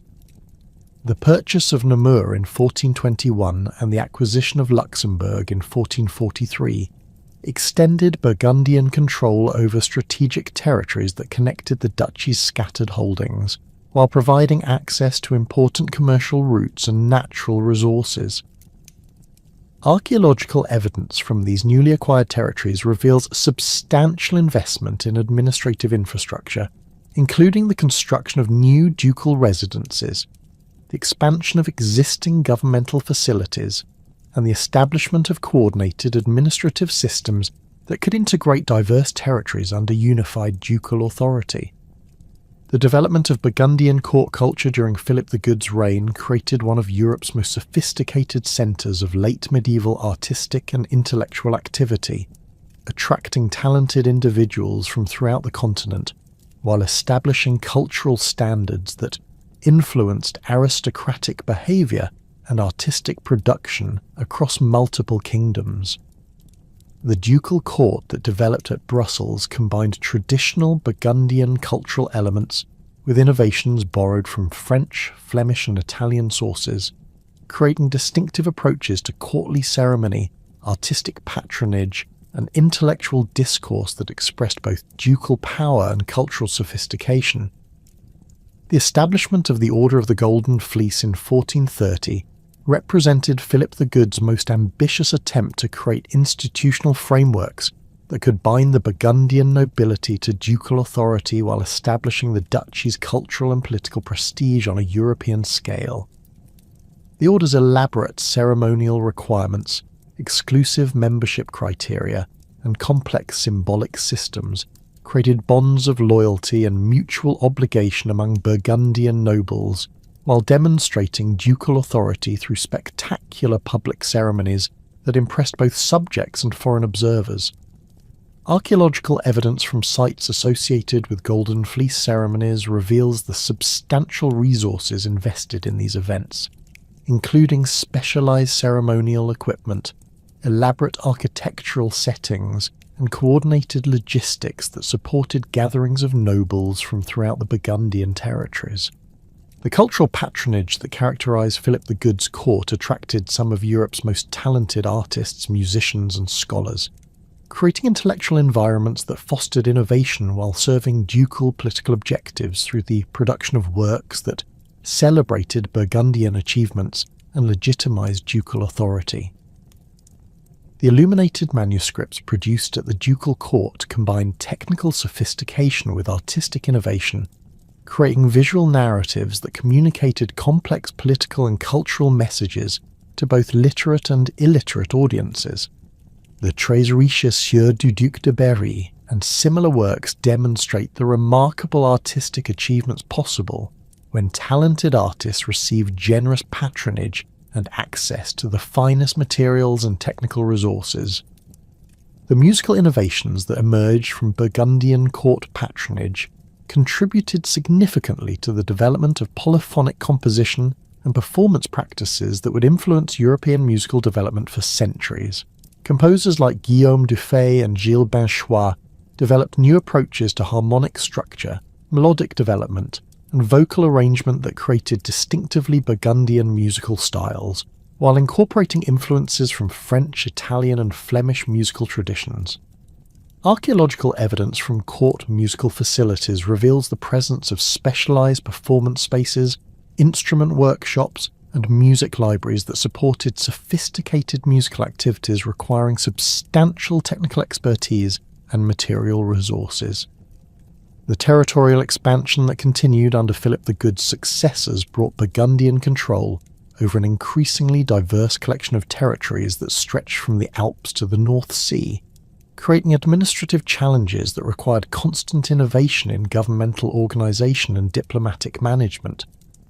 The acquisition of additional territories through inheritance, purchase, and military conquest created a patchwork state that lacked natural geographic unity, while possessing substantial economic resources and strategic advantages that could support ambitious political objectives if properly coordinated. Charles the Bold's accession to ducal authority in 1467 marked the beginning of the final phase of Burgundian expansion, characterized by increasingly aggressive territorial acquisition and direct challenges to both French royal authority and Holy Roman imperial power. Charles's military campaigns against Swiss confederations, Alsatian cities, and French royal forces demonstrated both the military capabilities that Burgundian expansion had created and the fundamental limitations that would ultimately doom ducal ambitions for complete political independence. His siege of Nancy in 1477 and subsequent death in battle mark the end of Burgundian expansion, while revealing the military and diplomatic challenges that had made continued expansion increasingly difficult to sustain. The death of Charles the Bold at Nancy in January 1477 precipitated a succession crisis that would fundamentally reshape European political geography, while establishing the foundation for centuries of Habsburg dominance over the former Burgundian territories. Charles's only heir, his daughter Mary of Burgundy, inherited vast territories that stretched from the Alps to the North Sea, but her position as a female ruler in a political environment dominated by aggressive male competitors created immediate vulnerabilities that neighbouring powers sought to exploit. The French crown under Louis the Pharaoh moved swiftly to reclaim territories that had been lost to Burgundian expansion, while the Holy Roman Empire under Frederick III pursued diplomatic strategies designed to bring Burgundian inheritance under Habsburg control through marriage alliance, rather than military conquest. Mary's marriage to Maximilian of Habsburg in August 1477 represented a calculated political decision that would have profound consequences for European development over the following centuries. The union brought the accumulated wealth and territorial holdings of the Burgundian state under Habsburg authority while providing Mary with military and diplomatic resources necessary for defending her inheritance against French aggression. Archaeological evidence from the wedding celebrations at Ghent reveals the spectacular nature of these ceremonies, with elaborate tournaments, feasting halls, and ceremonial displays that demonstrated both the wealth of the Burgundian inheritance and the political significance of the Habsburg alliance. Contemporary accounts describe processions involving hundreds of nobles, elaborate gift exchanges that included precious metalwork and illuminated manuscripts, and architectural decorations that transformed entire city districts into settings for dynastic celebration. The integration of Burgundian territories into the expanding Habsburg dominions required sophisticated administrative arrangements that could accommodate the diverse legal traditions, commercial privileges, and cultural expectations that had developed during centuries of Burgundian rule. Maximilian's approach to territorial governance emphasized the preservation of established local institutions while establishing clear hierarchical relationships that subordinated regional authority to Habsburg imperial objectives. The administrative structures that emerged from this integration process combined traditional Burgundian governmental practices with Habsburg innovations in territorial management, creating hybrid systems that would influence European administrative development throughout the early modern period. The preservation of Burgundian legal codes within Habsburg administrative frameworks demonstrated the practical value of the sophisticated legal systems that had been developed during the independent duchy's existence. The Coutume de Bourgogne continued to govern legal relationships throughout many former Burgundian territories, while specialized commercial courts maintained jurisdiction over trade disputes and commercial regulations that had been crucial to regional economic prosperity. Archaeological evidence from judicial centres reveals the construction of new courthouse facilities that combined traditional Burgundian architectural elements with Habsburg imperial symbolism, creating buildings that expressed both legal continuity and political transformation. The economic implications of Habsburg inheritance extended far beyond simple territorial acquisition to encompass fundamental restructuring of European commercial networks and financial systems. The combination of Burgundian agricultural wealth, Flemish commercial expertise, and Habsburg territorial resources created economic capabilities that would enable the financing of global expansion projects and military campaigns on an unprecedented scale. The silver mines of the Tyrol, combined with the commercial networks of Antwerp and Bruges, provided financial foundations that would support Habsburg operations in Italy, the Americas, and throughout the Holy Roman Empire for centuries. The linguistic legacy of Burgundian settlement and cultural development manifested itself through the preservation and evolution of Franco-Provençal dialects that had emerged from the interaction between Germanic Burgundian speech patterns and the Latin-derived languages spoken by Gallo-Roman populations. These linguistic developments reflected centuries of cultural synthesis that had created distinctive regional speech patterns combining elements from multiple language families. Modern linguistic analysis reveals that Franco-Provençal dialects preserved certain Germanic phonological features and vocabulary items that disappeared from other Romance languages, while simultaneously developing unique grammatical structures that reflected the specific cultural and social conditions of Burgundian territories. The development of Franco-Provençal as a distinct linguistic group proceeded through complex processes of language contact and cultural synthesis that occurred over several centuries of coexistence between Germanic and Romance-speaking populations. Archaeological evidence from settlement sites reveals patterns of cultural interaction that created conditions favourable for linguistic innovation and synthesis. Multilingual inscriptions found at religious sites demonstrate the practical use of multiple languages within the same communities, while the preservation of Germanic personal names within Romance linguistic contexts suggests sustained cultural contact rather than simple linguistic replacement. Regional variations within Franco-Provençal dialects reflect the diverse historical experiences of different Burgundian territories and the varying degrees of Germanic influence that characterize different areas during the settlement and integration periods. The dialect spoken in areas of concentrated Burgundian settlement preserved more Germanic vocabulary and phonological features than those that developed in regions with smaller Germanic populations or later settlement dates. Modern dialectological research has identified specific linguistic features that can be traced to Germanic substrates, including certain vowel systems, consonant clusters, and syntactic patterns that distinguish Franco-Provençal from other Romance languages. The influence of Burgundian linguistic development extended beyond the immediate territories of settlement to affect the evolution of French and other Romance languages through contact and borrowing relationships that operated over centuries of political and cultural interaction. Certain vocabulary items related to military organisation, legal procedures, and craft production that entered French during the medieval period can be traced to Burgundian origins, while phonological influences affected the development of regional French dialects in areas of sustained contact with Burgundian populations. The preservation of these linguistic influences in modern regional speech patterns provides evidence for the depth and persistence of Burgundian cultural impact on European linguistic development. Archaeological discoveries throughout the former Burgundian territories have revolutionized modern understanding of early medieval material culture, settlement patterns, and social organization through the recovery of substantial artifact assemblages and the systematic investigation of settlement sites that reveal the complexity of Burgundian society.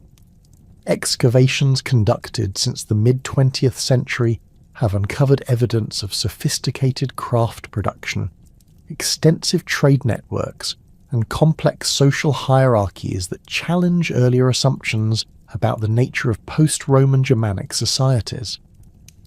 The material evidence reveals technological capabilities, artistic achievements, and economic relationships that demonstrate the advanced nature of Burgundian civilization during its period of independent development.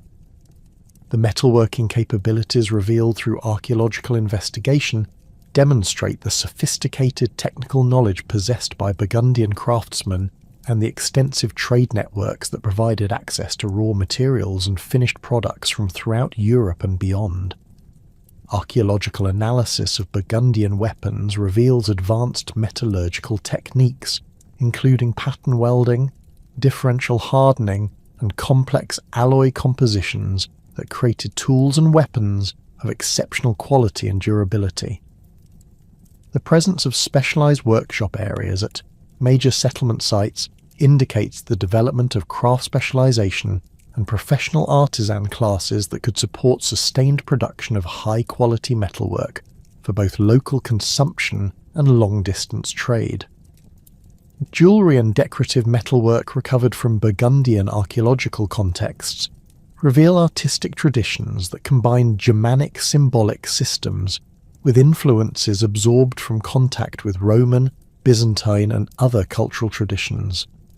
The technical sophistication of these productions indicates the presence of highly skilled craftsmen capable of working with precious metals and employing complex decoration techniques, including filigree, granulation, and cloisonne enamel work. The stylistic development evident in archaeological sequences reveals the evolution of distinctively Burgundian artistic traditions that maintained recognizable characteristics while adapting to changing cultural influences and technical innovations. Settlement pattern analysis based on archaeological survey and excavation reveals the complex territorial organization that characterized Burgundian society and the sophisticated approaches to land use and resource management that supported substantial populations in diverse environmental contexts. The distribution of settlement sites reveals hierarchical relationships between major centres and smaller dependent communities, while the internal organisation of individual settlements demonstrates social differentiation and functional specialisation that reflects complex political and economic structures. Archaeological evidence for agricultural intensification, craft production, and commercial activities reveals the economic foundations that supported Burgundian political development and territorial expansion. Burial practices documented through systematic cemetery excavation provide detailed insights into Burgundian social organisation, religious beliefs, and cultural values that supplement and often correct the limited information available from written sources. The analysis of grave goods reveals social stratification based on wealth, status, and gender roles, while burial orientation and cemetery organisation reflect religious beliefs and community structures. The evolution of burial practices over time reveals processes of cultural change and religious transformation that affected Burgundian society during its centuries of development and integration into broader European political systems. The influence of Burgundian legal traditions on European jurisprudence extended far beyond the immediate territories of the former kingdom to affect the development of legal systems throughout medieval and early modern Europe.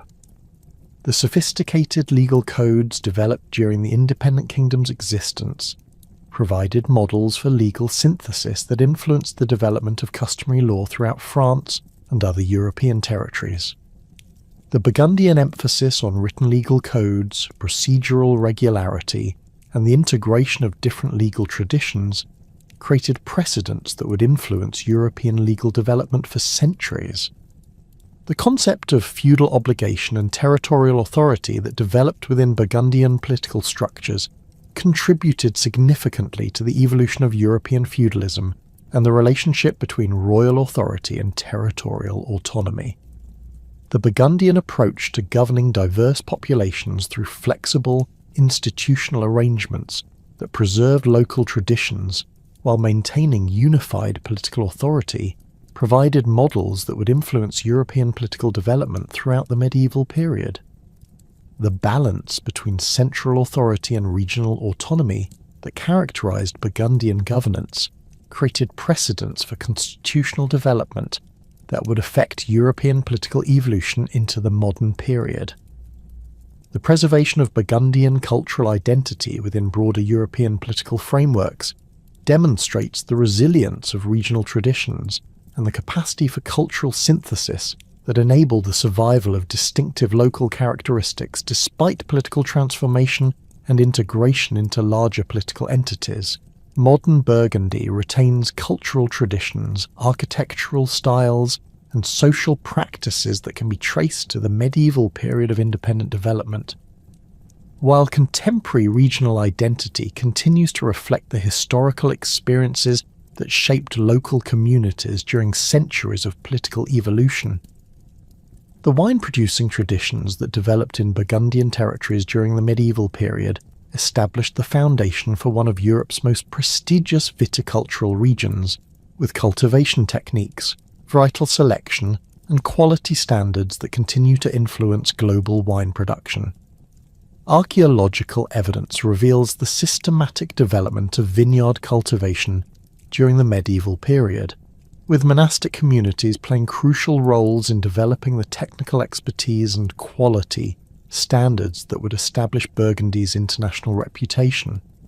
The preservation of traditional cultivation methods and the continuation of family-based production systems demonstrate the persistence of cultural practices that connect modern Burgundy to its medieval origins. The architectural heritage that survives throughout the former Burgundian territories provides tangible evidence of the cultural achievements and artistic sophistication that characterized the region during its periods of independent development. Romanesque churches, ducal palaces, and monastic complexes demonstrate the architectural innovations and artistic achievements that emerged from the synthesis of different cultural traditions within Burgundian political frameworks. The preservation of these architectural monuments and their continued use for religious, cultural, and civic purposes demonstrates the enduring relevance of Burgundian cultural traditions within modern European society. The scholarly traditions that developed at Burgundian monasteries and courts, contributed significantly to the preservation and transmission of classical learning while fostering intellectual innovations that would influence European cultural development throughout the medieval and early modern periods. The manuscript collections, educational institutions, and scholarly networks that emerged from Burgundian patronage created intellectual resources that would serve European learning for centuries, while establishing precedents for the relationship between political authority and cultural patronage that would influence European development into the modern period. The historical impact of Burgundian civilization extends far beyond the immediate chronological and geographic boundaries of the kingdoms and duchies that bore the Burgundian name, to encompass fundamental contributions to European political, legal, cultural, and economic development that continue to influence modern society. The synthesis of Germanic and Roman traditions that characterize Burgundian development provided models for cultural integration and political organization that would shape European civilization throughout the medieval period and beyond. The preservation of Burgundian cultural identity within modern European regional consciousness demonstrates the enduring significance of historical experiences that created distinctive local traditions while contributing to broader patterns of European development. The legacy of the Burgundians thus represents not merely the history of a particular Germanic tribe or medieval political entity, but rather a crucial component of the broader processes of cultural synthesis, political innovation, and social development that created the foundations of modern European civilization.